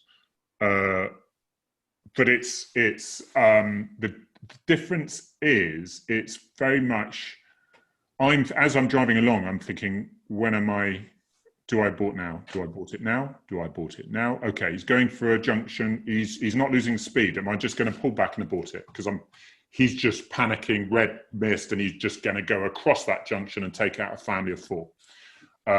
It's not worth it. But then, okay, no, brake lights, dipped, good, right. And then you make up your distance through the bends, because that's when you know how to take a bend, you know where to use your speed. I mean, I was driving at speed, you know, for the last 25 years, driving at speed pretty much every day. When I say that, I'm doing 135, 140 every day. I do 250 miles in a shift on some occasions, always break the 100, 150. And then you're dealing with an incident at the other end of that, and then you've got to all calm down a bit, and then, you know, and then you could have a shift where actually nothing happens at all. So it's not, I mean, rally driving, completely different techniques and a skill that I would probably be atrocious with, because I'm looking for an unexpected pedestrian. you know, or it's just the technique.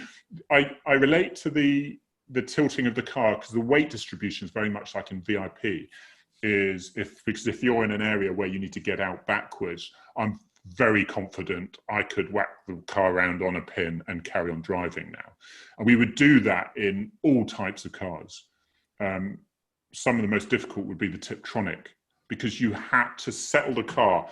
You're going in full reverse, settle the car by getting neutral, and then wait, right. Then you whack it around, bring it round, and as you are, then you've got to find the place. Really compose, because you will hit reverse, or with the Tiptronic, you know, because with the gears you're going from reverse obviously to potentially second, you know, or whatever the automatic may be. So you're thinking a lot, and you're going to make that second nature. But then you're doing that in a Ford Focus as well, and then you're doing it in a BMW, and then. But because all the modern comms in a car is telling you, you've got to trick that car. So the modern car says, right, you're out of control, I'm just taking over. And it doesn't do what you want it to do. So you've got to trick the car to think that it's stopped. And then you're able to go around. But if you didn't get the weight distribution right to stop it, the car would think, for different reasons, the car would think it was in a different situation. It wouldn't let you do what it wanted. It wouldn't go into second gear, for example, you know. What about then these fast patrol cars or chase cars, or whatever the correct terminology is? Have they, I mean, I'm looking at them these days, they obviously come out the factory top of the range. Yeah. Do they then have custom work done on the, to upgrade them? We have upgraded brakes, because we would get a lot of brake fade after a while. We had, in the dim and distant past, I can talk about this now, but we had a problem where we had brake fade because the design of the vehicle we were driving, it would limit at 130. And on a motorway, you were on that limit all the time. So a civilian car would not, they wouldn't expect a civilian car to be at 130 for 35 minutes. What that car was actually doing was dabbing the brakes to keep it at 130 and stopping you going over. So then by the time we got to the incident, and I had it once where I pretty much sailed through the incident because I had no brakes whatsoever after I hadn't actually touched them once. Do you know what I mean? So it was learning the technicalities of these things. So we got bigger brakes anyway for other reasons because there's a lot of weight, it's loaded up. But no, engines, no. The engines coming out of certainly our force and most forces, whether you have, you buy a Subaru off the shelf, it's pretty quick, isn't it? You get a VW, sports car sort of thing. They're pretty quick enough. And you're relying on, we're doing it, although we've got the courses, we've got the training, refresher training, we're driving every day, yet Joe Bloggs isn't doing that, even if he's delivering drugs about. He's suddenly got to do it once in 5 weeks because there's a cop car behind him. So he's going to be a bit more rusty, I would suggest, and not really have the skills to sort of, I don't say that, it's just if you train long enough.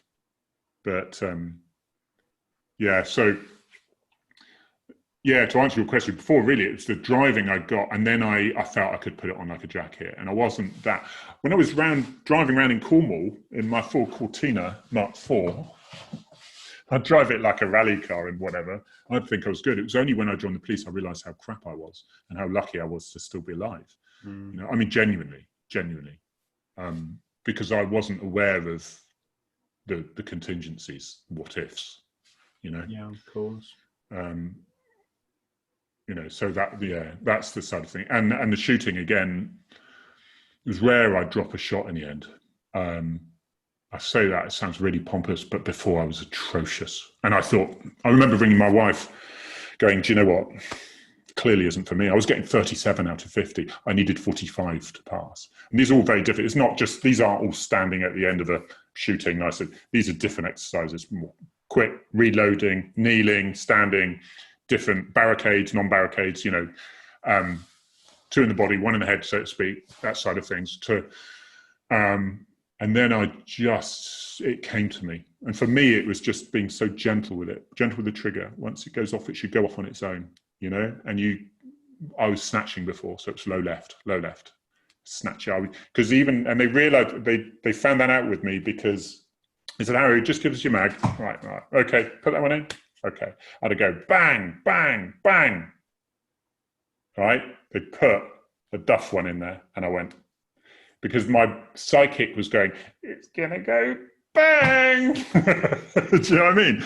And if you move 2 millimeters with that finger, and the gun moves 2 millimeters, that's 13 inches out at a certain distance. So it's being really gentle with it. Does it grate you when you watch films and the actor shuts their eyes? And they've gone their whole career trying to get an Oscar and to be perfect at what they do and portray their character, and some of them go into the sort of whole role and everything, and then when they shoot a weapon they shut their eyes. Like, this is where guns were like this, wasn't it? So you could get the actor's face with the gun. That's why it went like that.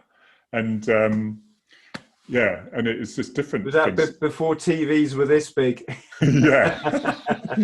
Just get that moody close up. Yeah.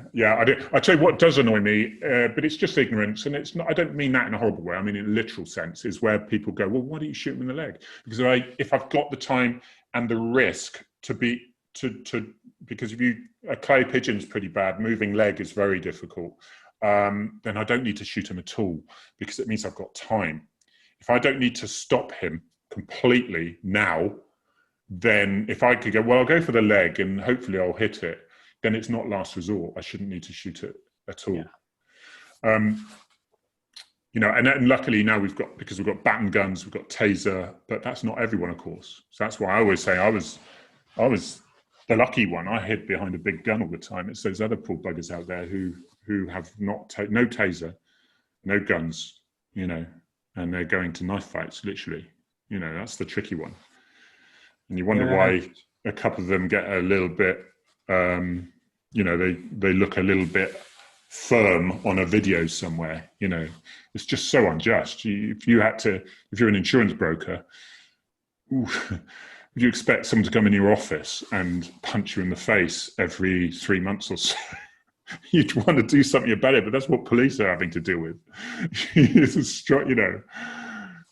Yes. I tell you what, there's masses to talk about in that whole area as well as what's going. But do you know what? It's been such a great podcast. I'm always talking about this black cloud that's over all of us for various different reasons, and it all just gets a bit political and a bit negative, doesn't it? And I think I just want to talk about you, Harry, and your career, and I think you've done a good job of putting that across. So thank you. No, it's been a fascinating guest. Friends at home, fascinating. Hey, please put I've enjoyed being here. Thank you. Thank you. It's lovely to meet you, and I was very flattered when you asked me. So thank you. To that person I'm not letting you go yet. No. No. On a serious note, though, I did just have one last thing that I guess I should ask you is in this armed response, or even just being an armed police officer, what were your sort of close calls or your actual calls? The close calls were when I was under a rugby scrum, having tried to nick this guy. Again, because I was on my own, you have to show confidence. Head up high, you go through a little yoblet crowd, you know, because then they don't want to risk embarrassing themselves. If you go through and you're sort of head down, and they'll pick on you. And I went to an incident where it was a house party, and it was nothing. I couldn't hear a thing. So I just walked through to the house, and there was some guy said something sneery. And so again, I would show absolute sort of confidence. Everything all right here? Okay. Well, just, you don't need to be here. Okay, well, where's the owner of the house? I just need to see them, you know? And you'd walk in there and I'd say to, you know, I'd updated the control room. I was there and I was going in it, and it all very looked peaceful. So I didn't think I was, and then the owner of the house said, they won't go, and he won't go. And by this time, the three of them had then facing me off, and they were egging themselves on. So if I'd shown weakness then, they would have known they'd got me, because it's a situation, especially in the counties, where there's a point every now and then you think, they know they can do what the hell they like, and I have no idea who they are. I can't identify them. It's a big crowd, or it's, you know, it's dark.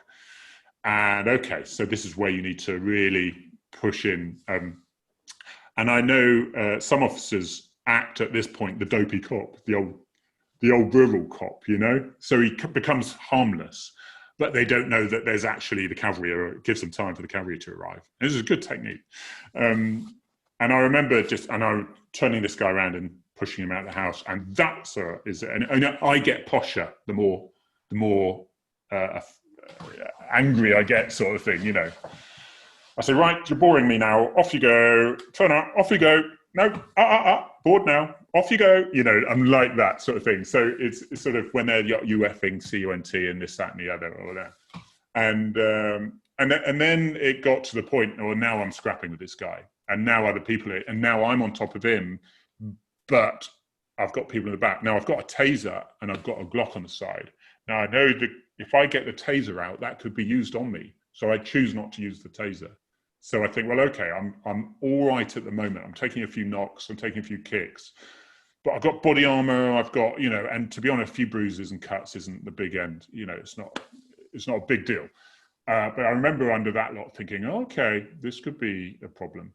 And then I remember seeing a horizontal dog handler flying through the air, taking one of the main instigators out. And that was him, not his dog. And I thought, cavalry's arrived. I actually wrote a statement, and they said, and that was at 4 a.m, and that was the last time that I've really felt that. And the ex-professional standards guy was an inspector and it had been referred to him, and they actually use it as a part of training now. And I actually put it in a book. I got a book. Yeah, there you go. I put it in that book. I just wrote the statement in like a blog thing to explain. And because my dad used to write, and it always taught me to, don't just put the evidence. I was walking along here, I saw this person, I identified him as this. He said he was going to assault me. I grabbed him, he struggled with it. You've got to paint the picture. You've got to bring the reader as if they are there. You've got to get them to feel what you're feeling. So then it's almost a novel, but hopefully non-fiction. But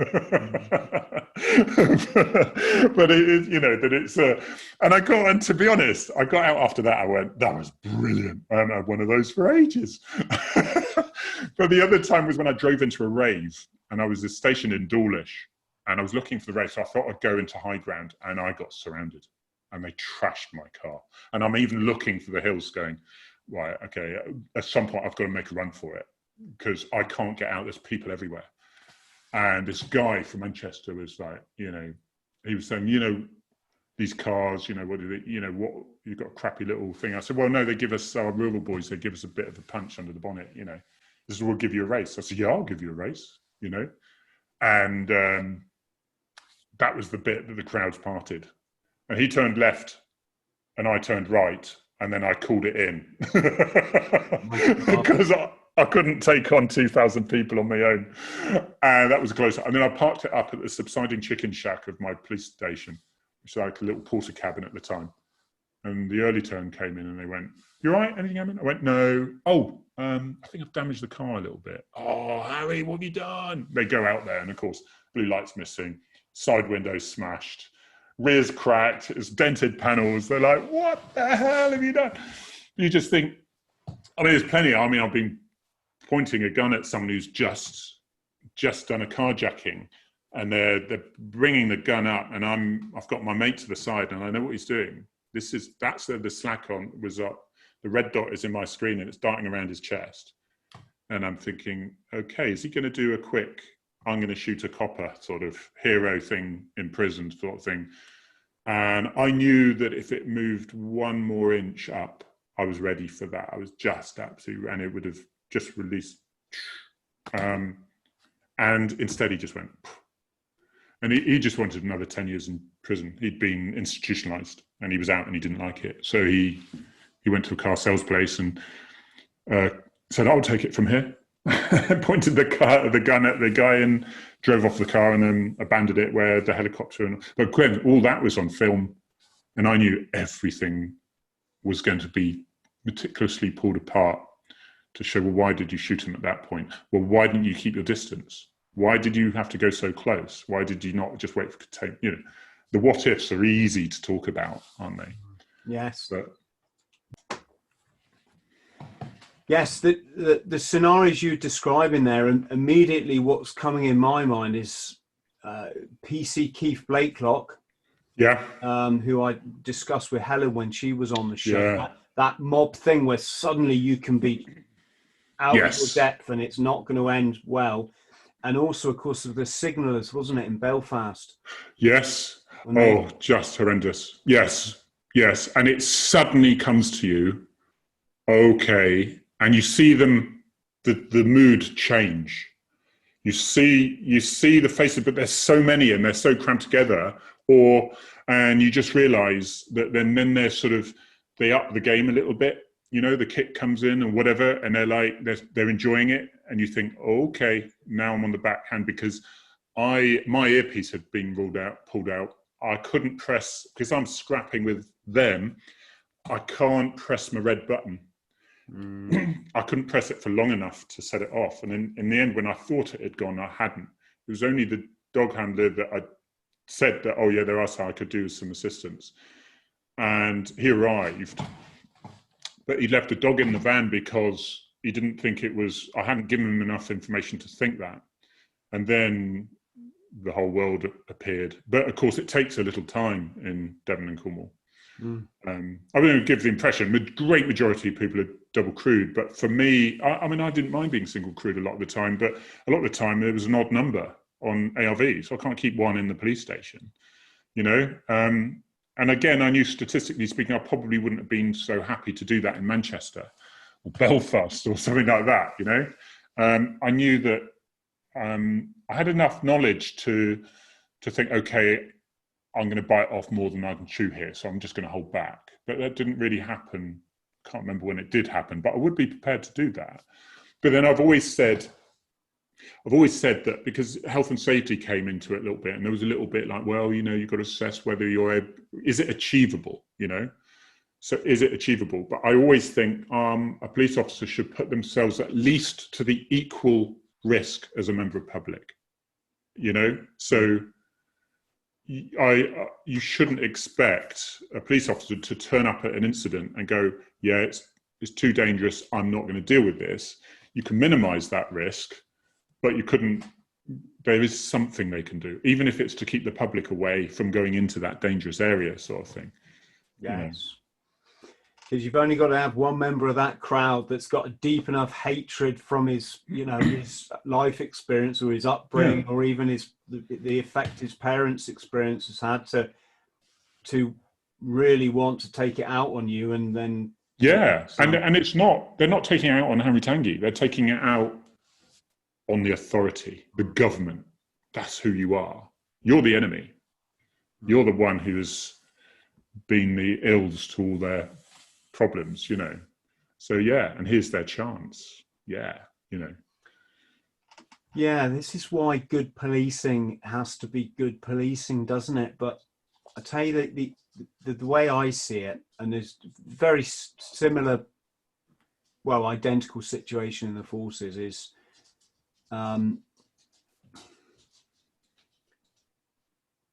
you have the system, then you have the people in it, and it depends on their degree of ego to which each situation they encounter is about them and about an offence to their other than seeing it, being able to step out of your ego and seeing it kind of structurally for what it is. And that's why you get some excellent policemen, service personnel, but you always get that dick that he gets the badge. It's an extension of his ego or his, you know, broken image of self.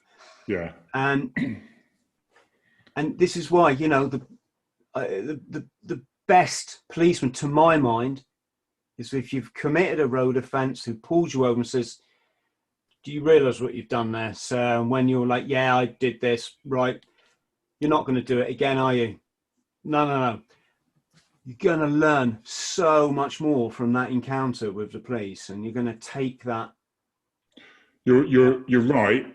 I think personally, I think a lot of people treat speeding, for example, as a occupational hazard. They have very busy lives, and if you've just been to a fatal because someone's driving excessively, or they didn't do a shoulder check, so the cars span off the motorway, but because the car that was coming by at 100 miles an hour span off and they died, whether they're statistically so much more likely to survive if they fell off at 70, you know, then you sort of think, okay, they're going to drive away and go, do you know what, that copper was great, but they're probably going to speed again. And at some point, I think sometimes, well, I'm not going to convince you and I would call it selling a ticket. You have to sell the ticket. Okay, look, you can't make it like an automatic machine. I knew a cop who did that. You have committed a misdemeanor. It was almost like that, you know. But I think, look, you need to say, look, this is the reason why. This is because this is what happened just down the road from here. And these were very ordinary people. So, you know, I've got to issue you with this ticket, blah, blah, blah, blah, because at least then they think sometimes, well, I've got 3 points. I've already got 3. I wonder if that snotty little copper's around somewhere or someone like him. Therefore, I'm going to keep my speed down for a little bit. What was the best, you know, the most satisfying thing for me is when somebody had a pint of beer and you were breathalyzing them and we were over on the screener on the roadside breath test, and they suddenly saw their whole world disappear. They'd obviously had a couple of pints, whatever, and they thought, I've lost my driving license, therefore my job now, therefore I can't pay my mortgage. And when you get into the station, they're just under. And you go, yeah, okay, that was a screening device, you're under just. You will not get someone again. That's the best lesson in the world. You know that they are never going to put themselves in that situation again. And you're happy for them because they weren't over, but they learned a hell of a lesson then. They were being a bit too cavalier with it, but they suddenly see the repercussions of it. And I think sometimes speeding and seatbelts would say, well, it's my choice, isn't it? My choice. And I would always say, well, it isn't, because instead of being an outpatient, you are now in intensive care for 6 weeks, and I have to pay for that. So that's why we have certain rules that we expect people, on the condition of the driving license, to follow, sort of thing. And some people never really thought of that, and they say, well, you know, I know someone who was thrown clear of a car, and and the car burst into flames, and I said, I'll tell you what, well, I've heard that, right? I said, I'd love to know where this happened, because it happened all over the country at some point. All these cars bursting into flames and people being thrown clear of them. A bit like scrumping in the old days. And people used to say, I used to scrump animals. The copper used to scrump apples. The copper used to give you a clip round the ear. I used to go home, tell my parents to get another one from them. And I think it's such a sweet tale, but I've heard it a million times.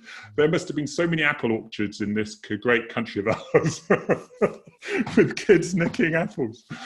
But yeah, it must be very well. I mean, you know, I know from personal experience, it's quite shocking to be taken to the police station. Shocking further to spend a night in the cells. It's also a bloody good shock. It's a wake up call, you know. I say it's the love of a good woman usually sorts people out, because let's face it tends to be the guys, and they're youngsters, they're into the stuff, and then they're anti-copper, and then 5 years later you see them and they're as nice as pie. You go, oh, you're right, you know. Yeah, you know, and it's, basically they met a good woman who said, look, I'm not putting up with it, so if you want to carry on, I'm off. So we need more good women out there. I imagine you must get, say, the drink driving thing, you must get people when they have to accompany you to the station or in the back of your patrol car, obviously, they must fall apart. It must be one of the biggest shocks that they've ever had. But then but you're assuming that they're rational people. And it's amazing how many people are so arrogant they couldn't care. And to be honest, they'll probably think they're going to drive anyway, because who are you to stop them? And any of that stuff doesn't happen to them and all this sort of thing, you know. And then, I don't know if the public knew, you know, these special lawyers that get people off. There was one in particular, well, they would basically specialize and charge 10 grand to get you off, to get you off drink driving. And basically they go through, it's quite a complicated procedure, and everything is actually, it's done right with it generally, but they'll put down, well, you didn't tick that box. Why didn't you tick that box? Well, if you didn't tick that box, are we to suggest that you did everything else right as well? And they start to get doubt in there. And every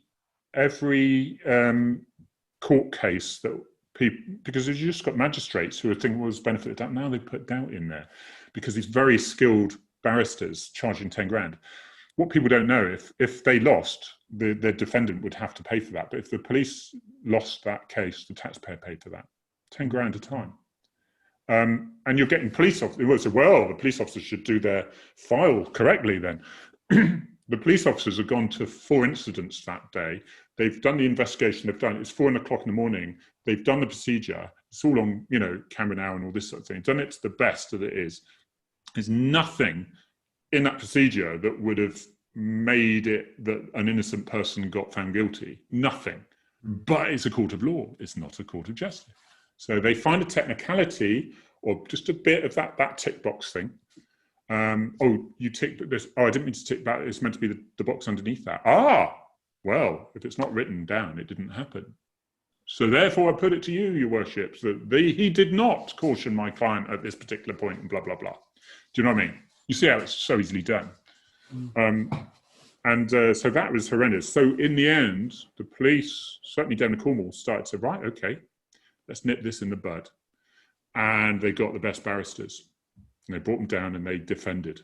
They prosecuted. So the best against the best. And suddenly a client started losing. And suddenly we've got a 98% positive rate of getting you off drink driving. Come to us. Started go falling. And therefore now, I believe it's not such a problem anymore. But you've got to hit these things head on, you know, because these people are out the next day drink driving again. Yes. You know, because like there are arrogant, horrible people about. It's when you play poker and the guy with the biggest stash keeps going all in, and you're like, oh, down to your last couple of token, you know, and exactly that. Fold. But sometimes you just got no, okay, yes, I get it.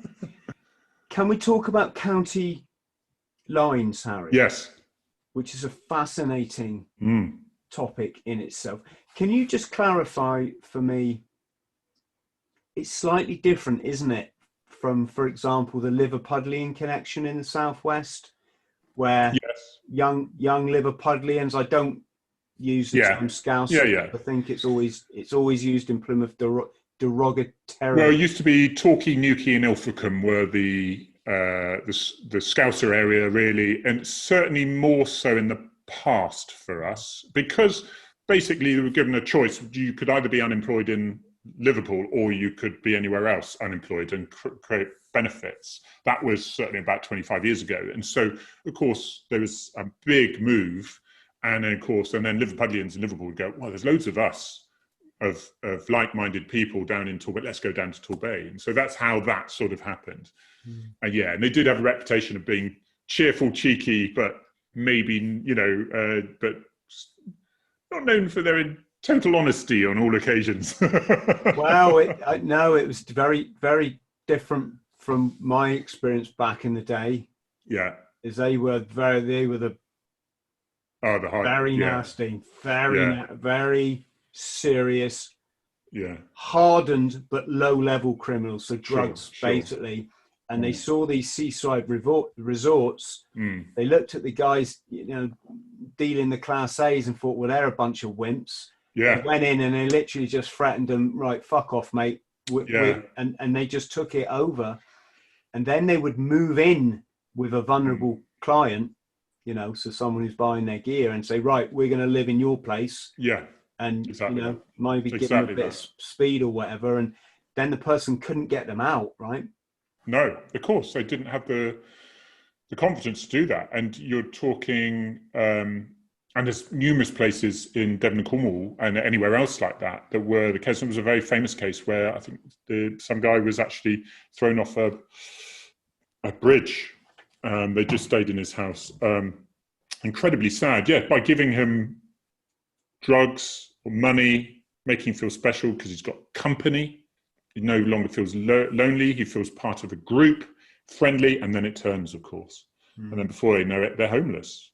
And they don't know who to tell or what to say. It's absolutely devastating. And that's why there's always a big push around here by saying, if you think there's something just doesn't seem quite right, let us know.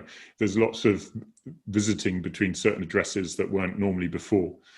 You just put yourself in that position. It's just horrendous, that no get out situation.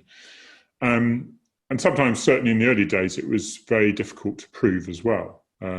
Now we have the Serious Offences Act. I used a couple of times for firearms jobs where people were living with people who were very vulnerable.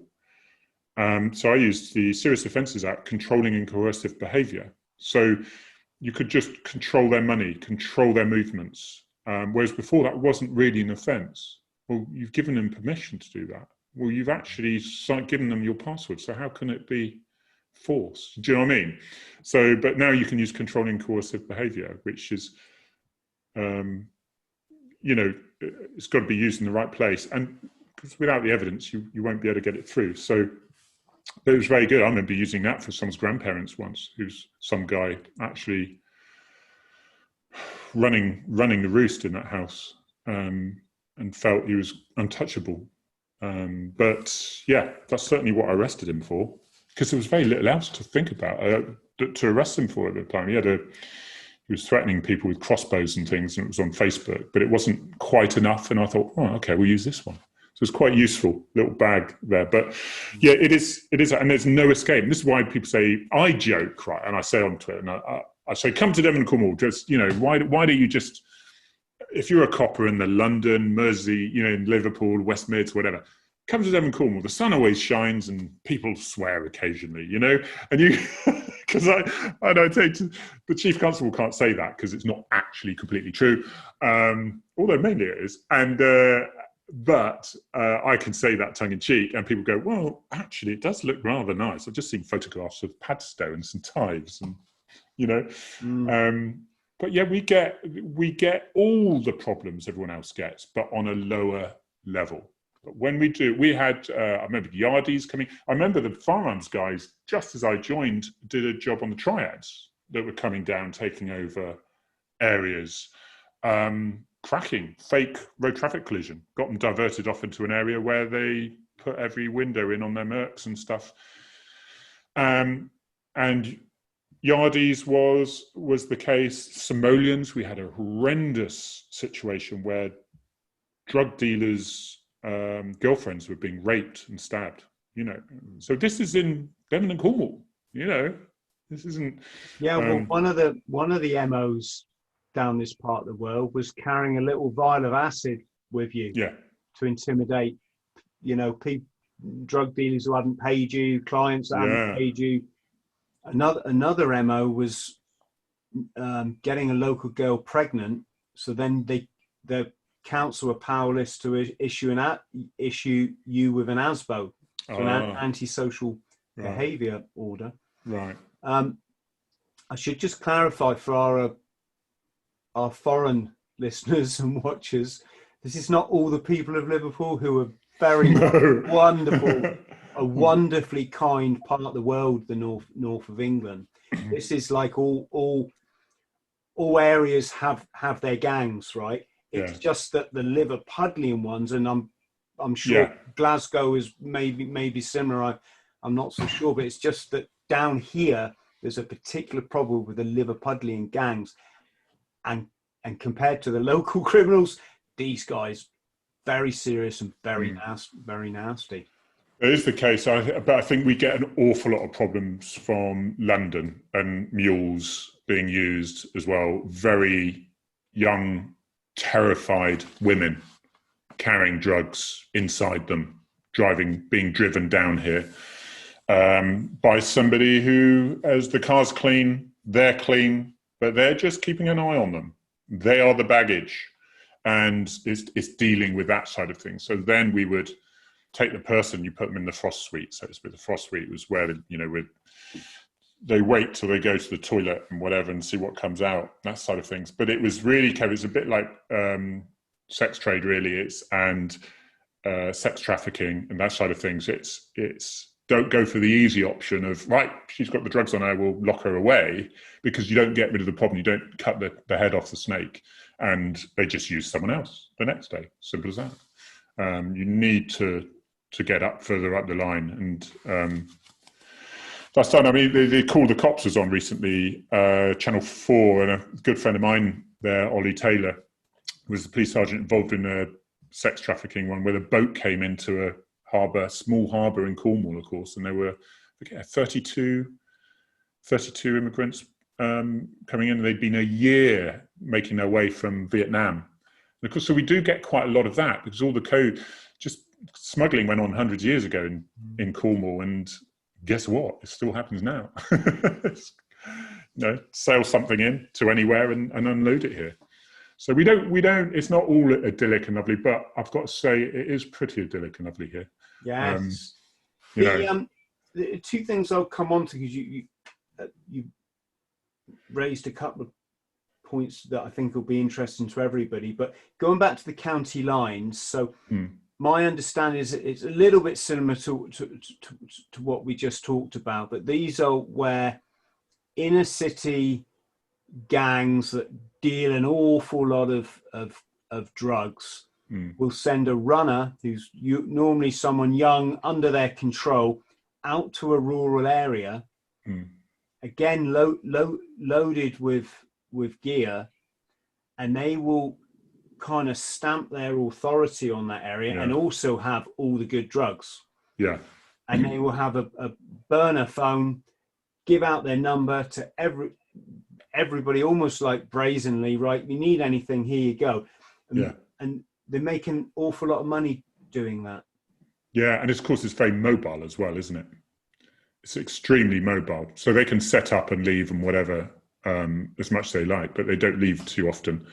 And it is because, and a lot of the time, it is generally only known by people involved in that sort of background. And so it's very difficult sometimes for the shopkeeper to see what's going on. There's this new chap coming in, seems to have a lot of friends, but there's nothing really to report. Well, what am I going to tell the police? Do you know what I mean? And well, you know, little lad who is the odd chap, you know, suddenly got a friend or two, seems to be not sure what's going on there, but something's not right, and suddenly he doesn't seem very happy. But then what's there to call the police about? And those are the important times to do that. We have this thing you'll have heard, maybe, safeguarding. Safeguarding as term, it's a new term. Some time ago it was a new term, actually. And he said, oh, here we go again. But what it is actually, it's cutting the snake off, the head off the snake. Even in domestic situations with county lines, that side of things is okay, you deal with the incident, but how do you stop it reoccurring? And so they don't just bring the police in, they bring the council, they bring the town hall people in, they bring social workers in, drug awareness, they all sit in a room, so to speak, and they say, right, this case here, these are the searchers, and they share the information, and they go, how can we deal with this? Right, well, simply, I can give Simon there, who is being targeted, we can give him another house the other side of the county, if he's happy to do that. Immediately stops that problem. Yeah, it doesn't. But and between them, they get it done a lot quicker than if they go, I've got an idea. We need to get him, get hold of the town hall. Can we? Well, there's a long list and this, that, and the other. Do you know what I mean? So it's a really good system to get rid of the problem. A real progress. Progress of it. It was Victoria Climbier, wasn't it? That the multi-agency working. Oh, was it? Tell me. Right. Yeah, because the job you just described, which we would call, as a drug worker, we call that a core group, where you right, or you had you had like young persons forums as well, where all the professionals across all the across all the areas would get together in a room, and they'd say, we've got this young person, this is happening, this is their housing, and people one at a time would offer what they could do. And the reason was that I think it was Victoria Climbier was a girl that was eventually murdered by her parents.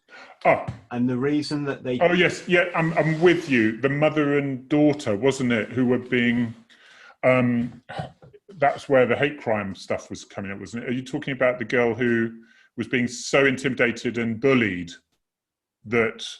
and she was she the autistic one or someone? No, and the mother... That might have been sorry. Might have been no. It's quite a fascinating part of kind of UK social work history. Right.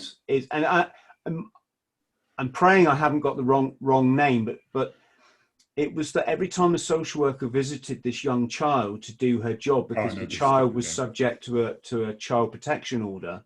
Right. The parents would cover her face in, say, jam, right? And say, oh, and what it was is they were covering the signs, the bruises of abuse. And when the social worker went, oh, can I just, speak to your daughter alone? They'd be, oh no, what it is, we've got someone coming in a minute, and so you'll have to, and this. what was happening was the cases social workers were going, oh, right, oh, and they were kind of a bit helpless. Yeah. And then Yes. these children in this situation, their parents then, when, say, the school wanted to have a word, would use the same manipulative, coercive, subterfugal behavior. And because the services weren't talking to each other, all of this slipped through the net.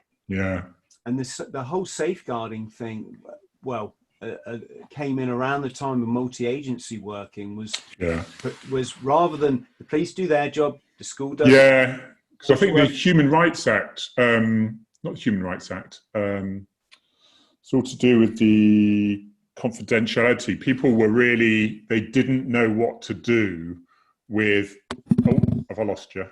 No. Oh, good. Okay. People really didn't know what to do, whether they would be breaching confidentiality. We even get it now and think, well, actually, no, you're not breaching confidentiality now. But they would say, well, no, I can't do that, because they were petrified. And it was just easier to say no. And then they got their act together and they realized, right, we all agree we can do this. It's all for the good of one incident and one particular thing working together, and a lot more got done. I think people were worried they were breaking the law initially. It was just easier to say no, wasn't it? Yeah, that you make a valid point though, Harry. When it came to understanding these policies, 50% of people I work with in, let's call it the social field, were just incompetent. They couldn't understand, they couldn't differentiate the difference between safeguarding, where you can safeguard with anyone. If it's about, let's say, a child or an elderly person who could be being abused, you can say what you know to another professional. Yes. And they would mistake this for, like you say, breaching confidentiality, which is a completely different, Yes, exactly. It's like, so this person may have a criminal offense for this, fine, that's it. You're not going to tell anybody that. It's nobody's business. But if that person suddenly is looking after it, moved in with somebody else who's got a young child, everybody knows where I'm going with this. It took a while, This professional is duty bound to inform the authorities to protect that child. And as I say, again, probably a part of the world that we've moved into now, where people are just so dumbed down and lost the ability for critical thinking and personal responsibility. It becomes an absolute minefield. It does. And there's never any simple answers. That's the problem. But and of course, then there's workload for social workers and things. A huge workload. And it's a bit like being a firearms officer. Is they make one mistake in their career, it's pulled apart, and it's incredible pressure on these people. Yes. Don't envy them. Yes. So final thing I'd like to ask you, Harry, and I know my subscribers would probably like me to ask you as well. As a firearms officer, did you have a favorite weapon? How did you find the weapons that you had to use? I found things like G36s, which are like semi-automatic. All ours are semi-automatic. One pull, one bang. But you can pull it lots of times, clearly. So G36, it was a point and squirt weapon. It was fine. It was all right. It doesn't excite me too much. The MP5, your grandmother could shoot that. And it was one of the reasons it came in originally into the police service. The police authority then were made up of quite elderly people, and they went, oh no, it looks very militaristic, because the SAS used them. And then they gave one to the oldest member and said, well, go and have a shoot. And they were a beautiful group, because it's got no recoil on it. And they said, well, so we can either use this weapon, or we can use another one which we could miss the target and maybe get the mother with the pram down the road instead. Okay, so the MP5s were changed. So that was a good little story with that, or the MP5s. But then they moved away. We still use them because the Met used them for VIP, so we use them for that. A baton gun, it's just like a heavyweight boxer punching you in the stomach. I baton gunned someone last year who was running at me with 2 kitchen knives. That was quite exciting. But I had conventional weapon backing me up on that as well. So baton gun usually is brought in with taser. Just a question on the MP5, because you said there you were semi-automatic. So that, for people listening, that means automatic means the weapon load cocks itself, but you still have to pull, you pull the trigger, but you don't get the submachine gun burst, right? No, it's difficult to tell a court that each shot was individually accounted for when it goes. But are you saying, Harry, was that an alteration that the manufacturer made to the weapon for you? Because traditionally, it can spray a burst, right? The MP5. Yeah, I mean, I've seen some where it says 1 or 3 or auto. I've seen that, and whether that was on the MP5, so you could have 3 rounds. Because I have fired fully automatic, and you end up not looking down the sights. You really look alongside it, and then move it around like a hose, I found. But no, I don't know is the answer. I would imagine they did the 2 options, maybe when they introduced it to the police service, I don't know. My favourite one, without a doubt, is the Glock 17, because it's like going for a round of golf. The minute you don't concentrate on each shot, you'll slice it. And it takes, and I had a very quick draw, so that would give me half a second more on my colleagues to have half a second more to actually aim more. Do you know what I mean? So very, very quick. And just so versatile. That's how it's really meant to be a weapon of defense, the last resort sort of weapon. But it took a fair bit more, and I got so much more enjoyment from that. When you walk down at 20 meters, for example, and you see a nice, they're all on there, and because each one, you just snatch it slightly on one, it's off, you'll miss it. And even the quick stuff, the quick would be, it would be 10 meters sometimes for the VIP, and it would be the target's turn. You draw 2 in the body, 2 in the body, 1 in the head in 3 seconds to draw. Bang, bang, bang, bang, bang. There's not a lot of aiming and thinking, but it's very satisfying when that happens. It would just get you used to different scenarios. The reason why you do 2 in the body, 2 in the body, 1 in the head is terrorists, if they have a body armor or whatever. Bang, bang, that's not work. Bang, bang, no, right. And then you have to readjust. So they find a lot of muscle memory stuff in training. So they try to train out muscle memory. It's like they used to draw, shoot, and put it in a holster again. Well, they stopped doing that because they found a live incident somewhere in the country where there was the bad guy, draw, shoot, put the gun, and then they shot him because it was his habit. So they would have had that in the military as well. But it's real. I love that weapon. I'll miss that slightly. Wow. Harry, before we say our goodbyes, do you want to hold your book up again and just... Oh, thank you. No, thank you. Firearms and Fatals. Yeah, it wasn't meant to be published. I did it as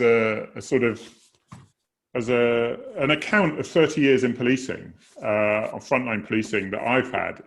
And so someday when my kids, when they're 21 now, and you know what it's like, if you have absolutely no interest in what I do or what I've done, but maybe when I'm dead and gone, and even their kids might be mildly interested. I certainly couldn't care to have, when I'm dead, I'm gone. I couldn't care. But it's actually nice to have a little record there of how things were. And it was only when my mum had a friend who's very intelligent, very good authors, talks about, writes books on churches and parishes and history. And I was absolutely shaking my boots. I said, really much? Yeah, you need to have someone just look at it. And so I gave it to them, and in the end, they were quite excited about it. So I knew it wasn't going to be terrible. It wasn't going to be a car crash. And yeah, it's self-published, but I've just done the Audible and some ebook, and it's done really well. So for self-publisher, it's done about 4,500 now I've sold since May. So I'm really pleased with that. Yeah, well, you deserve to be, and I'm guessing people can find it on Amazon. Yeah, all on Amazon. Audible's on loads of other places, but it is only on Amazon. Our local Waterstones as well. Is that No, it won't, because it's Amazon and because it's self-published. It stays with Amazon. But without them, I wouldn't have been able to do it. So yeah, I'm very fortunate, really. now I, as an author, and also I've got a publishing company, so I know exactly what you mean. There is a way around that. So at least if someone walks into a shop, they can order your book from the till. Right. Okay. I'll speak to you later about that. We'll talk later about that. We're not going to talk later about drugs and guns and fast cars. We'll talk about books. Told you, I'm 50. Me too. I'm 51. I actually see. Yes, I'm loving it. So, Harry, thank you ever so much. Thank you for having me. If you can, I'm going to put your YouTube channel obviously below this video and all your social media links. Is there any message you want to give people with respect to your services or whatever it might be? Yeah, thank you for that. My little role at the moment is I can at least tell how it is from the police side of things. The massive majority of police are wonderful, lovely human beings. They're just normal people. They don't go through a filter, so they become horrible, bigoted people. And remember, they just can't talk for themselves a lot of the time. Their bosses in certain areas are very different from them. I'm not saying they're bad, but they have a lot of politics involved. So my advice is, don't believe everything you see, not what you hear. But then with videos, just keep an open mind until you've got all the information, because there's an awful lot of damage being done on that. To coppers out there who are out there, and I get told by them an awful lot of the time, I say, look, just do right for yourself, so you can stand up in court anytime with a clear conscience to say how it is. Look after your colleagues and sod the haters. They'll disappear and you'll be absolutely fine. Yes, that's always going to be good advice in this modern world. Thank you, mate. Well, thanks for helping me, having me even. Yes. Appreciate it. Harry, stay on the line. I'll just say goodbye to our friends at home. So friends at home, massive love to you all and to your families. I hope you're all doing as well as possible in these interesting times, shall we say. If you could like and subscribe, if indeed you did like, and if you can consider supporting me on Patreon. Some of you will probably be aware, if you know how this whole YouTube thing works, it's just becoming increasingly hard to tell you guys the truth about things. Many of my videos just get demonetized now, and so if I could ask for your support, £2 a month on Patreon if you like these sort of conversations, and there's a lot of perks and benefits that go with that. And that's it. So I'll say goodbye. Goodbye. Hello, friend. I hope this finds you well. My name's Chris THRALL.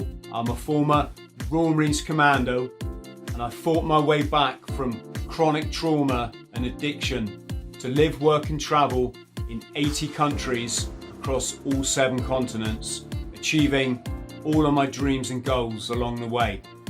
Now I pass my simple system on to other people, but I can only help you if you like and subscribe. So please do so, because you get one life, and if you live it right, one is enough.